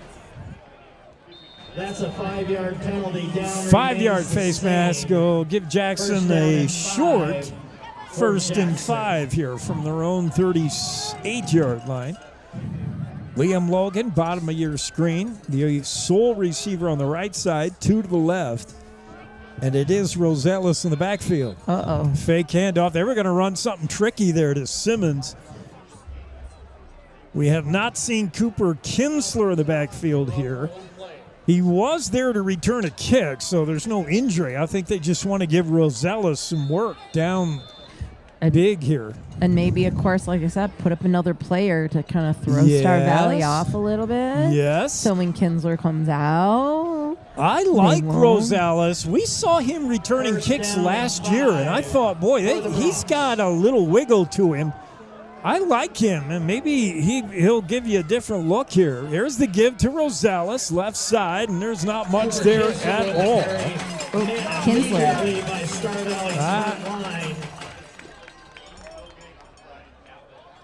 That is no gain. That's not Kinsler. That's Rosales still. The PA guy's wrong. Kinsler has not been in the backfield yet in this series. Yeah, not a whole lot of running room for the Bronx all night tonight. And you probably knew that coming in. The Star Valley's pretty stout defense, ranked number 4 in the 3A. Fake to Rosales, pass to Simmons, and that's going to be caught for a loss. Roman Erickson was there, but first to arrive on the tackle is Zach Thompson. And Simmons is going to lose yards, maybe a loss of 1. So that quick pass in the flat, and I see what the Bronx are trying to do. They're trying to get the ball in the hands of playmakers out in space. But the problem is Star Valley's pretty quick getting to the ball as well. And there just isn't a lot of time after catch to do anything. 3rd and long here for the Bronx. In motion is Kinsler. Johnson flushed out of the pocket. Grant Johnson taken down. Johnson rolling to his right and trying to get away from the rush. He gained a yard maybe, but it'll be 4th and 9, and the Bronx will have to punt. Yeah. Sad part is Kinsler was wide open on the other side of the field, but that's why he was wide open, because they're all coming after Johnson. Johnson just couldn't see him. He was flush from the pocket, pressure from his left. He had to roll right, Kinsler all the way across the field. No way Grant Johnson could even see him. So let's see if we can get a better punt here. Snap is good. The punt is off, almost blocked again, as it takes a Star Valley bounce, and it will be downed at the Braves 42. Star Valley will take over. Well, everything going the Crimson and Gold's way right now after the opening Bronx drive was in for a touchdown. It's been Star Valley ever since. And the Bronx got to be getting to the point where that defense will start to tire. That's what I worry about. You got these big old boys on the offensive line leaning on you, and when you get into that 3rd and 4th quarter, it gets punishing. Star Valley, Phoenix, Hovey's going all the way at QB. Kyan Watson to the backfield with him. Hovey gives to Kyan Watson. It's got a blocker out front. Picks up about 8, spinning there at the end, and it'll bring up 2nd and short. 2nd down and 1 for the Braves. Just so many blockers out in front of Watson. I mean, he really doesn't have to do much. He's got a lot of guys out clearing the way for him. 2nd and short. Braves just across midfield at the 49 of the Bronx. On the move again here. Star Valley has punted once, scored on every other possession, all touchdowns. Back to throw, Hovey. Hovey has time, rolling to his right. Now look out, gets out of the arms of one rusher, and now launches one downfield, fighting for the ball and incomplete. And the referees let him play, and I like that. I don't mind that at all. That was Liam Logan, and he was just hand battling along with, who is that? I'm not sure who that is on the Braves, but the referees definitely let him go, and I don't mind that. Both players were doing the same thing. Pushing each other, shoving each other. There might have been some spitting involved. Maybe a few name calling, I don't know. Yeah, they might have been saying things about your mama. Roman Erickson is who the pass was intended for. Erickson and Logan were just all over each other, exchanging very early Thanksgiving Day pleasantries, and referees just let it go. They kept the hankies in their pocket. 3rd and short for the Braves here.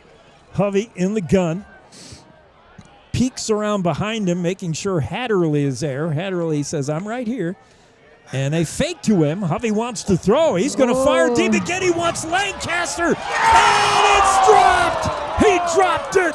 Oh, that was a guaranteed touchdown by Cooper Lancaster right through his hands. I mean, these fans were up and down really fast out here. Boy, that's about the only thing Lancaster's done wrong tonight. He was wide open, and credit Hovey. He dropped a dime on him. I mean, it was right there. Phoenix, Hovey did everything but catch it for him, and Cooper let it slip right through his arms. That'll bring up 4th and 1, and I would imagine McKay Young's going to go for it here. Ball in the no man's land right at midfield. They are going to go, and they're going to come out in that heavy personnel. Watch bread and butter. Watch the pitch to Hovey. There it is. Straight ahead. Oh, nice play. First down, but that's Zalesnik with a big hit. A pickup of 2 for Kyan Watson, but Zalesnik made a nice tackle there because that play usually goes for a lot more. Noah Zalesnik just cut the legs right out from under Kyan Watson. And I think that hurt Zalesnik more than it did Kyan. I was surprised how fast he got up, though. Yeah, he got a knee in the head. 1st and 10 for the Briggs. Snap of the give to Hatterley. No, it's going to be a keeper. Hovey, right side. He's got a few, probably about 6. Nice sneaky play there, Phoenix Hovey. I thought he handed that ball off, but he did not. And a nice gain there. Picks up 5, 2nd and 5, ball at the Jackson 43-yard line. Star Valley on the move here. Star Valley's been doing it with a mix of run-pass. They're going to run trips to the left here, 1 receiver to the right, and the big Samoan in the backfield. Elia Matatia in the backfield with Phoenix Hovey. Hovey claps, gets a snap. He's going to hand off to Matatia. Just puts his head down and bowls over everybody.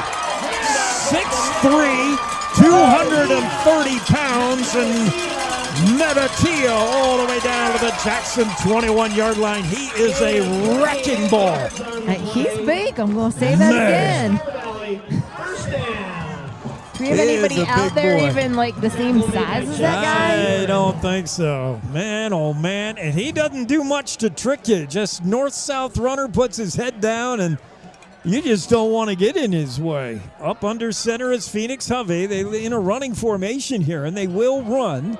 Coming left side, breaking 1 tackle is Hatterley, and he's in the end zone for a touchdown, but there's a flag down. Let's see, as Hatterley is in on a 22-yard touchdown scamper over the left tackle, but flags are down. We'll see if it's coming back here, and it looks like it is. Holding on the Braves, so put a cannonball back in that cannon.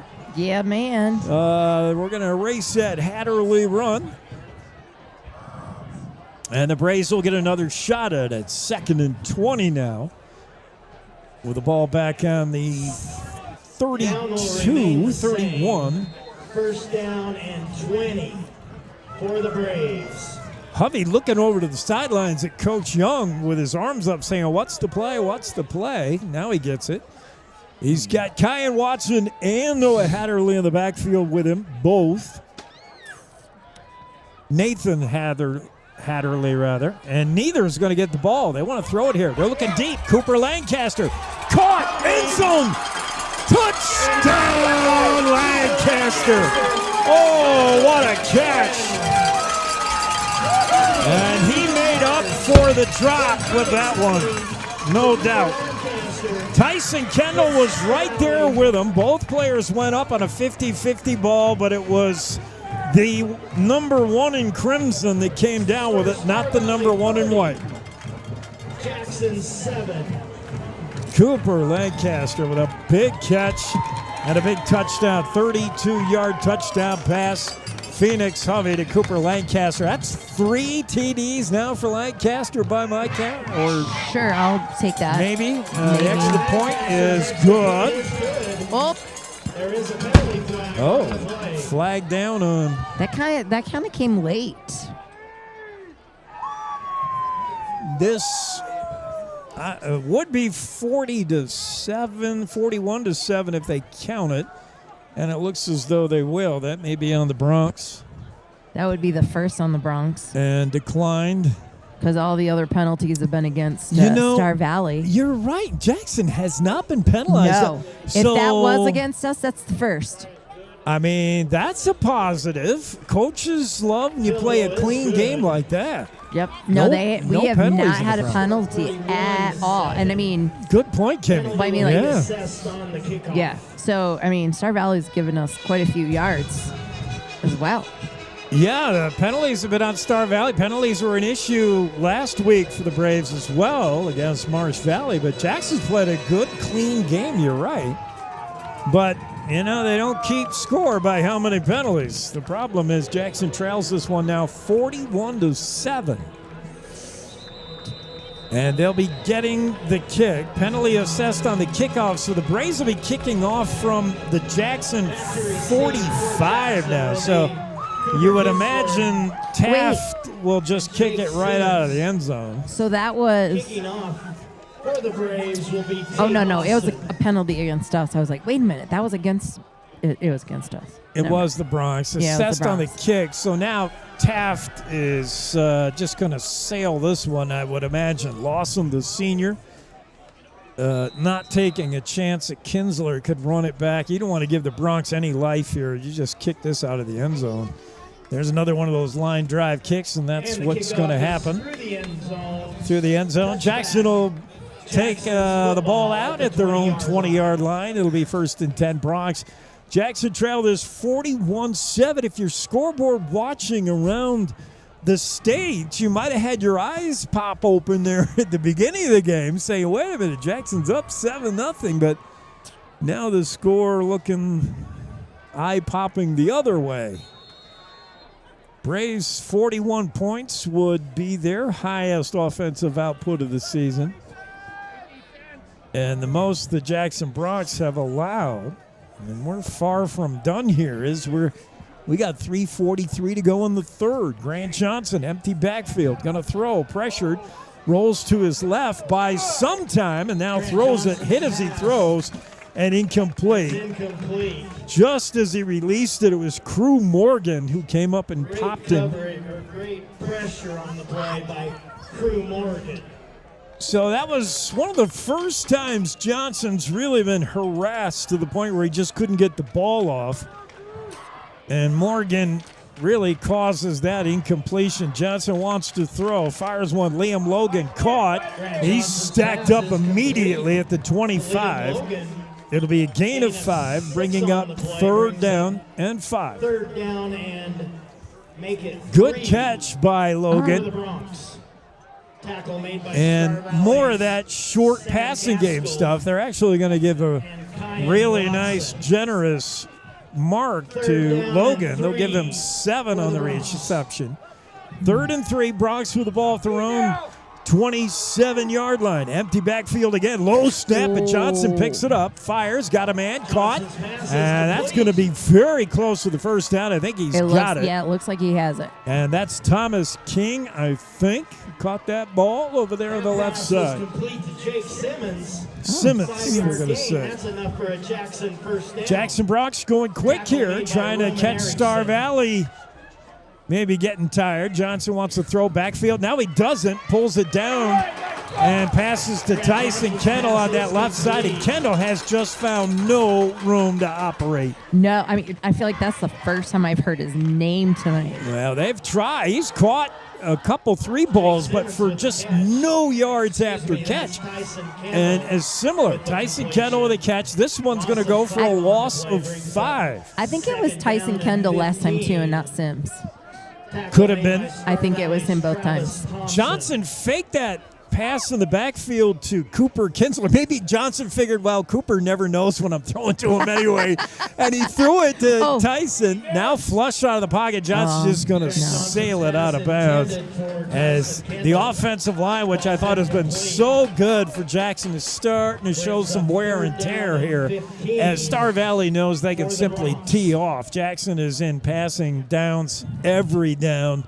Has And Star Valley even switched out some seniors and played some other people? I'm looking. There are a few new numbers. Just saying. I mean, it is 41-7. Some of those other players could get a chance to play. Down to 2:04 to go in the third. Third and long for Jackson. Johnson has time. Now flush to his right. Going to fire downfield. Got a man. Caught. Liam Logan with the catch. Breaks one tackle. Cooper Lancaster finally drags Logan down at the 26 of the Braves. All right. But a big play. That's the biggest play from scrimmage for the Bronx. A huge pass to Liam Logan over the middle. And if not for Cooper Lancaster, Logan might have gone all the way. Big pass play there. Johnson Logan. Jackson again goes empty backfield. 3 receivers to the right, 2 to the left. Johnson calls for the snap, gets it, fires, far side. That was an ill-advised pass. That was, yeah. Very well covered by Lancaster. Could have been picked. He was looking for Davis Moen. But Moen was very well covered by Kinsler. All over him. 2nd and 10. Jackson with a late substitution here as King comes in for Moen. Now you got to hurry up and get this play off. If you're Johnson, he's still looking over at the sidelines, trying to get the call from the OC. They got to hurry here. I would imagine the play clock is winding down. We can't see it. Yeah, I always forget about that. Johnson calls for a snap, gets it. They get the play off. Quick pass to Jake Simmons. Simmons has got some room, and he's dragged out of bounds just shy of the 20. That's going to be short of the first down, but a good pickup of 7 on the play. And with 12 seconds in counting, they won't get another one off here in the quarter, I don't believe, as we'll go to the fourth. They're going to try, though. Clock down to 10 seconds. They will get one off. No, it's a minute. Oh, no. Is it?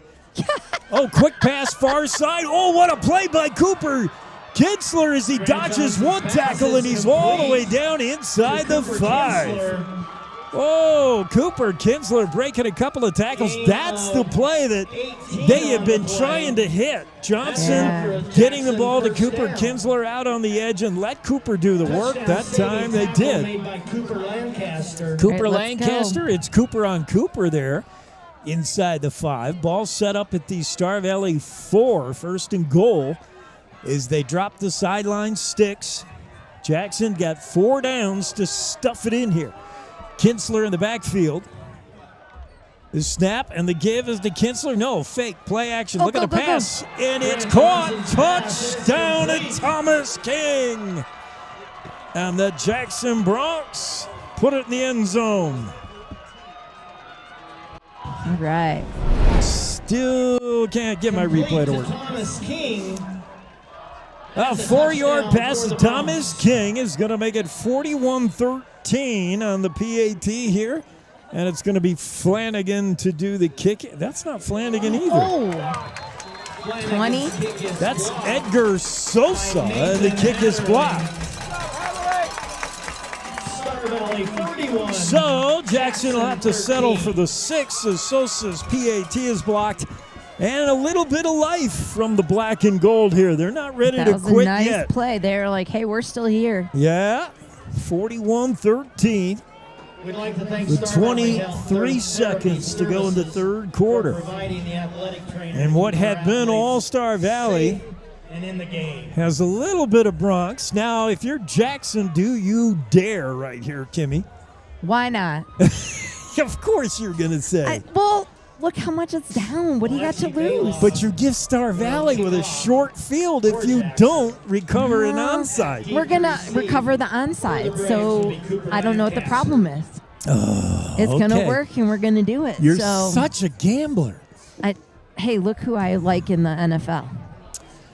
You're going to do it. Okay, let's see what Jackson decides. Coach wants to kick it away. Go. All right. He's going to boot it Lancaster's way, but it's going to be right out of the end zone. That's through the end zone. That's a touchback. Well, Star Valley will take over 1st and 10 from their own 20. I think when we get to the fourth quarter, we may see Hovey come out, but I'm not sure. You know, Coach McKay Young, similar to Coach McFadden and Cody, they don't run it up so much as they leave their starters in. We told you why at the onset of this game. It's because these seniors, starters, they've waited a long time to play.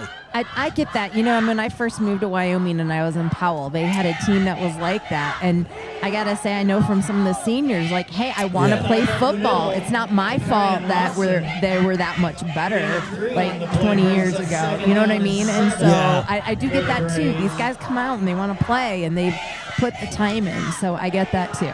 Well, they give us to Kyan Watson. He picked up 3 or 4, and that's going to do it for the third. So after 3 here in Afton, Star Valley 41, Jackson 13. You're enjoying Bronx football on KZ95, the Jackson Hole. The fastest internet in Jackson is coming your way.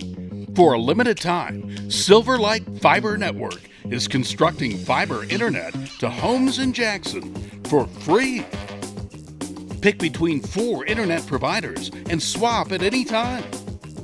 See if you're in Silverlight's current area and check out which neighborhood is next at silverlight-fiber.com. silverlight-fiber.com. You're enjoying Bronx High School sports on Jackson Hole Radio. Well, the big old scoreboard not showing what we'd like to see, but Jackson Bronx showing a little bit of life here. 41-13 on the big old scoreboard. Don't forget Big O, all tires and services covered at over 500 locations nationwide. Travel with a peace of mind. You're riding with a team you trust. Big O Tires sponsoring the scoreboard. Second down and 7. Second and 7 for Star Valley as we switch sides. Cooper Lancaster in motion. He'll get it on the fly sweep. No, it's straight ahead. This is going to be a big gain out to the Star Valley 44-yard line. The big picker, Sam Gaskell on the carry. And a big gain for the Star Valley Braves. One of their bigger runs down for the Bronx. Looks like Liam Logan, and with an injury timeout, we'll take it as well. We'll be right back with more here from Afton after this time. Hey Bronx fans, want the best security for your home or business? Well, call the local experts today at Pye Barker Fire and Safety, formerly known as Mountain Alarm. Pye Barker provides world-class fire, security, life safety, and surveillance, teamed with unmatched customer service and the highest-rated 24/7 monitoring. With their state-of-the-art systems, you can get text or email alerts in the event of an alarm or view. Your home for Jackson Hole High School sports is KZ95. Well, Liam Logan popped right back up. He's okay, so we'll get right back to the action. Phoenix Hovey up under center now. He's got Hatterley and Watson to the backfield. Fake to Hatterley, and the give is to... Double handoff. Well, Phoenix is sneaky. I didn't even see how he gave that ball. I know. I was looking, where's the ball running at? I ended up with the ball. It was a double handoff, I think. Caleb Erickson came up with it. I think that ball was fumbled. I don't think that was on purpose. That's a loss of 4. It'll bring up 2nd and 14, and Zalesnik on the tackle. So again, Hovey up under center, 2 running backs behind him. Looks like they're intent to pound the running game here. That's going to be Kyan Watson. Breaks 1 tackle. Kyan Watson all the way down to the Jackson 25-yard line. And Kyan Watson ran right over Tyson Kendall. Kendall is having the kind of game he'd like to forget right now. As Kyan Watson just bowled him over. Watson goes 5'7", 175 for the senior, and that was his biggest run of the night. Is he was staring at Tyson Kendall, and he decided, I could juke, I could go left, right, I'll just go through you. Here's another give now to right side. The tackle made. That's going to be Caleb Erickson on the carry, the senior.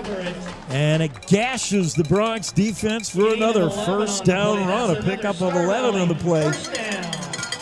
Star Valley with a ball at the Jackson 13-yard line and in the red zone again. I guess they call it the Crimson Zone here in Afton. It looks red to me. In the Had to be difficult. Elia Metatia is in the backfield. And there can't be a guy wearing white that wants anything to do with this dude. Let's see if he gets the ball. Here's the snap to Hovey. Hovey hands it off to Metatia, and Jackson actually comes and gets it. Oh, nice D. Big hit. Nice. And don't tell Noah Selesnik that Metatia is going to put it in the end zone. Noah was right there, the middle linebacker. Yeah, that was very nice. Three guys right out there. They were not going to fall for that one again. No, they went right after the big guy and got him behind the backfield. No gain. Second down. It is possible to get a first down. They got to get to the Jackson 4. As Phoenix Hovey in the shotgun, he's got Kai and Watson behind him. Hovey, the snap. They give us to Watson, looking left side, now pulls it back down the middle. And he's going to be wrapped up at about the Bronx 6. So a good job by Jackson to not let Watson in the end zone. Good job by Kyan to bounce that. That play designed to go over left tackle, but he saw a little bit of room over the middle, and he said, I'm going to go this way. And the Bronx, though, deny him the end zone. It'll bring up 3rd and 2. 3rd and 3, the scoreboard says. This will be an interesting play call. Star Valley still with the starters in. They got Erickson in the backfield with Hovey. Hovey in the shotgun. Phoenix Hovey, the senior quarterback's going all the way for the Braves. Hovey claps for the snap, gets it. Now he wants to pitch, fly, sweep, and that's in for the score. Touchdown. That's Mason Pack, the senior. Mason Pack on the fly sweep. That's the play they very often run to Cooper Lancaster. This time they did it to Mason Pack. Pack actually changed direction. He decided he was going to go over the middle. He changed direction. A play designed to go over the left side, and Mason Pack saw a big hole somewhere else and dove into the end zone for the touchdown score from 6 yards out. It's Star Valley running it up now. Oh. The extra point is good. See, that one didn't look good to me, but the other one that didn't make it did look good. Star Valley now 48. Jackson Bronx 13 with 8:15 to go in the 4th. And I think we will begin to see some bench players here in a little bit, I would imagine, probably for both teams. We'll keep it right here as Star Valley gets ready to kick off. Well, it has been all Braves. There's been some bright spots for the Bronx. They don't have to hang their heads after this one. After all, you're facing the number 1 team in the 3A. And I think they've played really well, to be honest. I mean, you'd expect it, but I don't feel like the Bronx are doing anything wrong. They're not like giving this game over. I mean, it's Star Valley, and that's a sad part. But the Bronx are doing a really good job. Yeah, if they you're really the Bronx, are. You're not getting run out of town. I mean, you showed up. You're giving Star Valley a game. There were times early when Star Valley may have been a bit nervous. Yeah, Jackson showed up. There's no doubt. They showed up. Like but one penalty. This is an elite Star Valley team. It's one of the best we've seen them have here. And there's a reason they're on a 2-year win streak. They have not lost since over 2 years ago. Another pooch kick here. And it's going to be handled by the Bronx at the 34-yard line. By Jackson's. I don't have a 64 on my roster, but That gives okay. Jackson the football at the 35-yard line. Jackson in good field position. Yeah. Let's go down and score again. 48-13. Bronx will probably come out with Johnson at the helm, but we may see more of Rosales in the backfield. We'll see. Tyson Kendall, Jake Simmons coming down here to the left of your screen. Cooper Kinsler still in there in the backfield. Grant Johnson still quarterbacking. He's in the shotgun with Kinsler. One receiver right, 2 to the left. Snap to Johnson, the give to Cooper Kinsler, hit immediately and dragged down. And there were a host of Star Valley tacklers there, no gain. 2nd and 10 coming up for the Browns. With the carry. Lost 2 on the play. A whole lot of Star Valley Braves arrived at the ball carrier there. And they're going to say Kinsler failed to get back even to the line of scrimmage. Ball spotted at the Jackson 33, bringing up 2nd and 12. Tyson Kendall, bottom of your screen. Jake Simmons in the slot next to him. Far side, right side, Liam McPeak making his first appearance with Logan. In motion is Kinsler to throw Johnson. Got a man, caught. Out of bounds at about the 38. That's Kendall. Tyson Kendall in one of the few catches. He has not had a lot of room to work tonight. 5-yard gain. There is a penalty on the play. Flag down. Against Star Valley. Yeah, Jackson's just had the one infraction. This is a big one. Wow, maybe a late hit. 15-yard penalty against the defense. Roughing the passer. Got to Johnson late. All right. Jackson first down.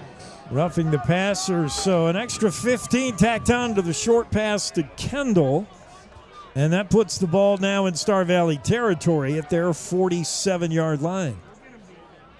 Jackson Bronx trying to find some positives to build on here, as we are seeing a few new names sprinkled into the defense for Star Valley.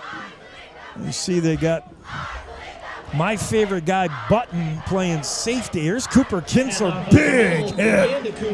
Kinsler got a couple, but boy, he was smacked by Nathan Hatterley. Ooh, but Kinsler bounces right back up. Tackle made by Star Valley's Nathan Hatterley. Hatterley outweighs Kinsler by maybe 40 pounds. Empty backfield. Grant Johnson. 2nd down, 8. No, that's no longer Johnson in, and that ball is hit as the quarterback went to throw. That's Ace Emery in the game. And Emery's pass attempt, just as he was throwing it, he got hit, and that knocked the ball out of his hand. So Ace Emery in, and that late hit on Grant Johnson, I did not see Grant get up slowly or anything. I wonder if this is just the late game change. I don't know. Or maybe it was a tough hit and he's just rested. It maybe knocked the wind up. I don't know. But Ace Emery in the ball game now for the Bronx. Got 2 running backs in the backfield with him. Shotgun snap. Emery hands off, and that play's going nowhere. Loss of 5 as Marco Rosales is swarmed under. And Star Valley feasting a little bit. They don't think Emery will throw the ball, and they were coming with a rush blitz on that one. 4th and 13 for the Bronx.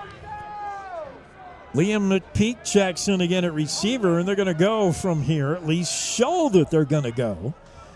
We have seen Grant Johnson do the pooch punt. I don't know if Ace Emery has that in the skill set. We'll see. Ace Emery looks at now a timeout. Bronx, I think they want to double think this. Maybe they thought it was 3rd and not 4th. Well, maybe. I think they're going to end up punting it. I think this is a lot to put on Emery. Ace Emery, 5'7", 150-pound junior. He has not had a lot of snaps. And, it's a big ask, 4th and 13, and you're at midfield. You're either trying to dial up the perfect play for him or you're rethinking whether you're going. Maybe it's that trick play we've been talking about. Maybe they're going to surprise us. With the timeout, we'll remind you, Jackson Hole Ford is your Ford dealer in Jackson. Let them find the perfect used vehicle for you. Looking for a Canyon Runner, a luxury family transportation, or maybe a sporty weekend cruiser? They got whatever you need at Jackson Hole Ford, sponsoring this timeout. Ace Emery, empty backfield. Jackson is going to go. Ball at midfield. They need 13 yards here. Emery to throw, has time. He's going to let it fly into double coverage, and it's caught by Tyson Kendall. Whoa, and there was a flag. That was into double coverage, and maybe Nice. all Kendall needed was another quarterback throwing to him, I guess. I don't know. For the Bronx, What a play. there is a penalty flag. on We'll the see what the play. flag's about. If the play stands, it's a 30-yard completion, 25-yard completion to Kendall. And Jackson's not backing up. They're acting like they think it's That's on the a first Braves. down for Jackson, 28 And it yards. is. 28-yard pass. To Tyson Kendall. All right. Ace Emery to Tyson Kendall. Big play. And the first time Kendall has been able to do anything tonight. And Ace didn't care. He was thrown into double coverage. He's the gunslinger junior. He doesn't know any better. He's like, I'm doing it. Ace Emery to throw. Has time. He wants Kendall again. End zone. And the ball is... Kendall comes down with it, but he's out of bounds. He thinks he had it long enough, but I don't think so. In fact, he didn't even come up with it at the end. I can't see in the corner. I think it's, yeah, you're right. I think it's out of bounds. Referees are going to have a tough call here. I know, and I'm like, I couldn't see it, so we can't even get out of back. Touchdown! They're going to give it to All Tyson right. Kendall. Touchdown catch, Tyson Kendall. Holy cow, that's two big plays And there's to a Tyson flag Kendall. down there, I think, on the coach right there. Oh, that ref over here on the edge just threw the flag, and it was the coach. That so. might have been a sideline violation. Touchdown pass to Kendall. Ace Emery, it was the identical pass as the previous play, the 28-yarder from Emery to Kendall. That was the same thing into double coverage again, and now this play never got off. What's going on? Well, if there was a penalty, I think that was a sideline warning. Otherwise, they would have tacked off some yards here. But Yeah, that's what I thought too. So I don't think the teams were set. And that was just like Jackson should not have kicked it. Yeah. All right. All right, here we go with the extra point attempt. Alexi Blog, a high snap, and that's going to mess up the whole play. And all they can do as the holder is Ace Emery. He just falls on it. So, all right, that PAT blew up from the beginning. Yeah. Oh, what a catch by Tyson Kendall. That's two in a row, identical plays. And, you know, Kimmy, that's what I thought Jackson should be doing anyway. Even into double coverage, you've got to give Kendall a shot. You've got to take deep shots and put a scare into the Braves. And maybe Grant Johnson doesn't want to take that risk, that chance, but Ace Emery didn't care. He's a junior. He's like, I don't get many snaps. And you're already down. He's what? like, yeah. What's the difference? Go for it. Yeah, he totally didn't care. He's like, double coverage. I trust my guy Tyson Kendall to go up and get it. Kendall, 5'11", 165-pound senior, twice into double coverage, went up and got it. And that last one, boy, I don't know. They looked like they were both out of bounds. I think Jackson might have got a break on that, but either way. The refs discussed it down there. They saw it. 48-20.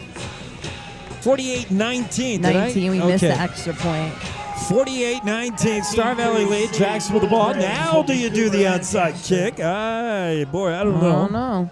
Actually, 5:34 to go in regulation. Alexi Belog will kick off. Ball teed up at his own 40. Belog is part of a three-headed kicking monster that includes Edgar Sosa. They also have Flanagan kicking. Belog will put a toe to it. Let's see. Yeah, they're going to boot it, and they're going to boot it right out through the end zone. Beautiful kickoff again. Yeah, Belog has a big leg, and I don't know why he isn't always kicking. Maybe they want to spread the wealth, but anytime Alexi wants to kick one out of the end zone, he can. We've seen that leg last year. Yep. Yet the left-footed kicker we see every once in a while as well, Flanagan. Well, Star Valley will take over 1st and 10 at their own 20-yard line, and we do see some new faces in the game for Star Valley, including Nathan Hatterley, or rather Zach Wasserloos in the backfield, number 47. That does look like Phoenix Hovey still at quarterback. The give is to Wasserloos, and he is dumped at the 30. Is to Zach Wasserloos. Very close to a first down. They'll give it to him. He got 10. Needed 10, got 10. That's a gain And of he 10 got yards, and that's another dumped right there at the end of that run, but a good run from Wasserloos. Now that we do see Ross Hilton as quarterback now for the Braves. And they give over the right tackle, not a lot there. As the running back now is Caleb Randall. Gains 1 on the play. No. Tackle made by Jackson's Garrett Seals. Ikea Cope. Second down. This is a tough part of the game when for the Braves. It's not the people you've studied. Yes, and it's such a deep bench for Star Valley. It's not like it's one backup. It could be 3, 4 guys. But in at quarterback is Ross Hilton. I do know that. Hilton gives straight ahead. A lot of room for Wasserloos as he gets out to the 40. Another 10-yard run. And another time that Wasserloos finished a 10-yard run getting popped. But apparently it didn't bother him at all. I mean, he took a shot on that one as well. Tackle made by the Bronx, Davis Moen. Yeah, Moen with the hit at the end there really put a shot on Wasserloos, but he bounced right back up. It's going to be Caleb Erickson of the backfield now, number 27. He's playing fullback. Up under center is going to be the quarterback, Ross Hilton. And I can't see who the tailback is, as Hilton points some things out to his running back, now trying to burn some clock here. And finally whistles, and I think he took too long. Timeout, Star Valley. Yeah, Coach Mackey Young just took too long for that thing to get going, and he called a timeout. With the timeout, we'll take it as well. With the score here in the fourth quarter, 4:09 to go. It's Star Valley 48, Jackson 19. Back after. The fastest internet in Jackson is coming your way. For a limited time, Silverlight Fiber Network is constructing fiber internet to homes in Jackson for free. Pick between 4 internet providers and swap at any time. See if you're in Silverlight's current area and check out which neighborhood is next at silverlight-fiber.com. Silverlight-fiber.com. Here's your voice of the Jackson Bronx, Jake Nichols on KZ95.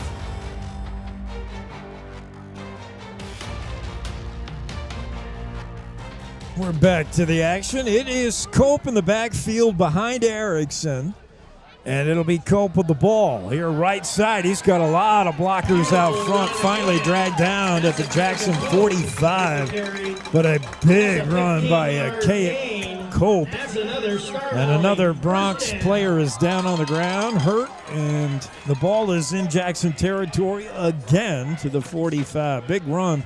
Isaac Moser made the tackle. And just a lot of blocking out front. Cope, you or I, Kimmy, could have carried that ball. Cope had nobody even touch him for the first 10 yards and then finally dragged down at the Jackson 45-yard line.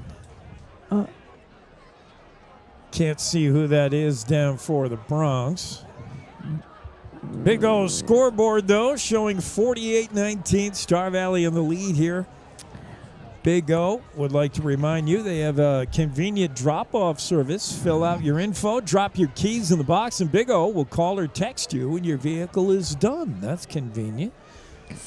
Big O right there in the Target Plaza, sponsoring the Big O scoreboard, which looked good in the first few minutes of the game. Jackson up 7-0, but then Star Valley took command with 4 straight touchdowns, 5 straight. Jackson finally showing some life toward the end here.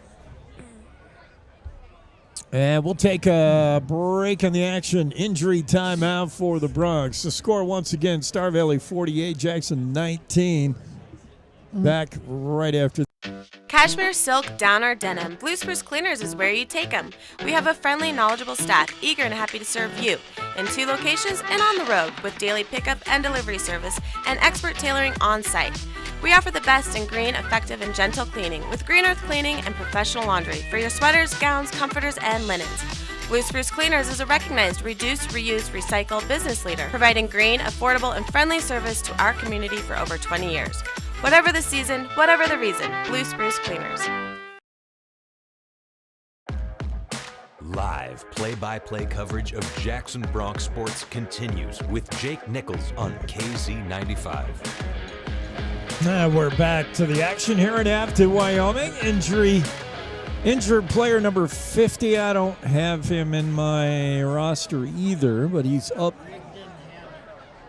under his own. Rigdon Hammond. Oh.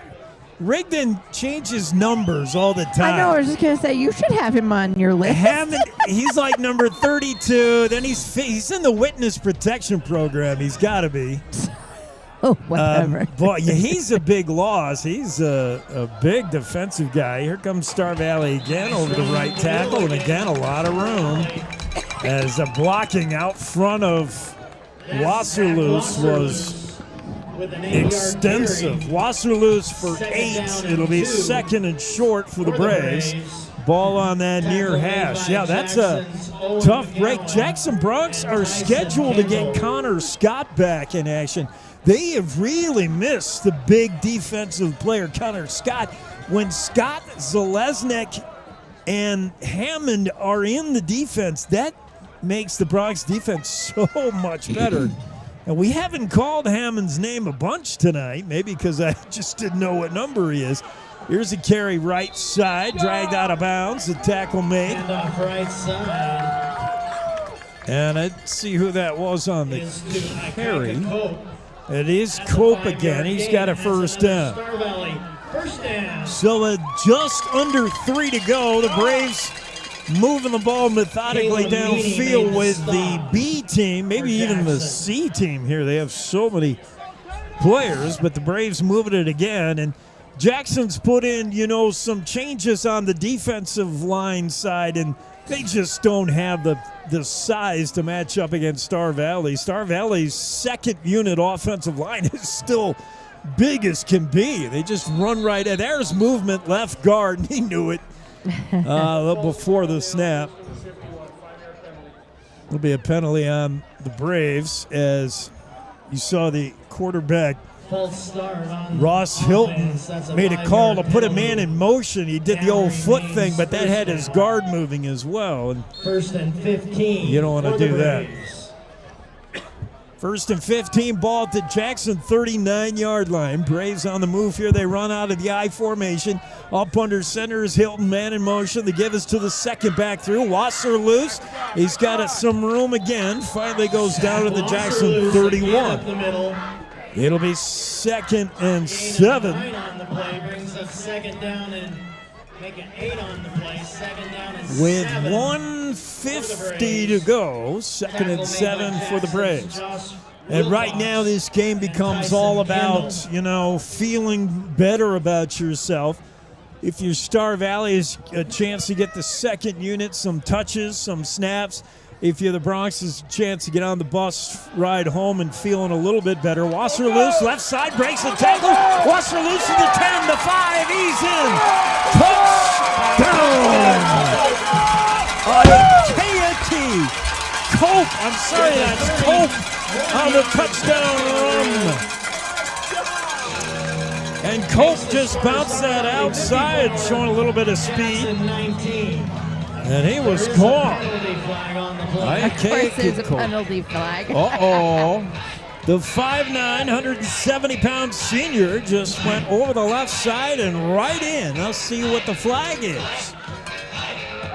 It's all the way over on this side of the field, and it is on the Braves, but I think it's after the touchdown.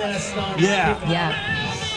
It might have been excessive celebration, one of those kind of deals. Yeah, a little bit, I think. I mean, anything that doesn't involve just handing the ball back to the ref when you're up 54-19 is probably excessive celebration. The refs are ready to throw a flag for anything. Cope with the touchdown run over the left side to make this a 50-point game. 55 with the extra point. As Lawson. 55. Jackson 19. Wow, 55-19. Well, Tate Lawson is going to sleep good tonight. The guy is hit. He's had to kick how many PATs, how many kickoffs? Lawson's got to be exhausted. 55-19 with 1:24 to go here in Star Valley. And the Braves break the 50 mark for, boy, I don't know, the first time in what's got to be a long time. Kimmy, you want to go back and check the record books, see when the last time is Star Valley scored more than 50? Sure, go ahead. Wait, you got to do that. I'm outside. How am I going to do that? Oh, all right. You're not going to do that. Yeah, I'm not going to do that. Hey, check that out-of-town scoreboard. They still... Nothing. Have not updated. Lander over Torrington 42-16. And no other scores at all. I don't know what's going on. Somebody's not calling in 3A or someone... I don't know. Took vacation. That's weird. So, yeah, the penalty marked off against the Braves. They'll kick off from their own 25-yard line. Well, that means Jackson. Oh, yeah, come on up, boys. Yeah, Jackson will come up to receive this. So now we'll see if they try that pooch thing again. Rosales on the far side hash, on the near side hash, Cooper Kinsler. As Tate Lawson is going to try that kind of intermediate pooch, and that's going to be, boy, I would have. No! It is not handled, and a turnover. A turnover as the ball was mishandled by Joshua Flores. I almost thought he was going to let it go out of bounds, but me too. No, he bobbled it in his hands. Yeah, he bobbled it. Star Valley Braves recover, and man, when everything is going your way, everything is going your way. Oh, Joshua Flores, I think he was kind of thinking, well, maybe I let this go out of bounds, but he couldn't take that chance. Maybe it wasn't going to go out, and that gives Star Valley the ball at the Jackson 45-yard line. That's their little pooch kick. That's what they've been trying all night long. Phoenix Hovey was on his way out there to take the snap, and they called him back. They said, no. We got the other kid in now. Ross Hilton under center. And we get even deeper in the backfield as out is Brennan Barber now. What is going on? Along with Zach Delgado. A cell phone. Officer Bassett may have it. Please check. All right, so now it's Delgado and Barber in the backfield with Ross Hilton calling the signals under center. This one almost over running clock now, 50 seconds, and I imagine it's victory formation time if you're Star Valley. Jackson has timeouts, but doubtful they use them, and now Star Valley sends out another whole unit. This might be the freshman team as they bring out Preston Ross to call the signals. I'm sure they're going to. Yeah, that just took too long. Yeah, well. Down remains second down. And with a running clock, they will stop it with a penalty. Down to 30 seconds left in this one. Star Valley will obviously take a knee with their third unit out there. The snap of the knee, and that should do it. And that's victory formation. Yeah. Wow. So the final scoreboard is going to look pretty rough if you're a Jackson Bronx fan, but, Jackson did a few things right. They showed glimpses. Like I said, they have one penalty and one little last fumble here at the bottom. Hey, they played a good game. It was kind of fun to see Tyson Kendall come alive at the end, thanks to backup quarterback Ace Emery, he went twice to Tyson Kendall, who was absolutely bottled up all game until the junior backup quarterback Ace Emery came in and just let it fly. That was fun. Grant Johnson had a very good game at quarterback for the Bronx, I thought, just picking his way. He took what was there. He didn't force anything, and he was patient. He checked it down when he had to, and he really had a good ball game. Cooper Kinsler got loose maybe once or twice, but the Star Valley Braves definitely had their eye on the junior speedster. They know all about number 4 at this point. And for the Jackson Bronx, it was Cooper Lancaster that just tore him up. Man, was he good. Yeah, Star Valley's, Cooper Lancaster, yep. Yeah, so that's the final. That'll do it for us here in Star Valley. Thank you for attending. Where once again the final score, the Star Valley Braves 55, the Jackson Bronx 19. Live from Afton, Wyoming, on behalf of Jackson Hole Radio, KZ95, I'm Jake. She's Kimmy, and we'll see you again down the road next time when the Jackson Bronx play.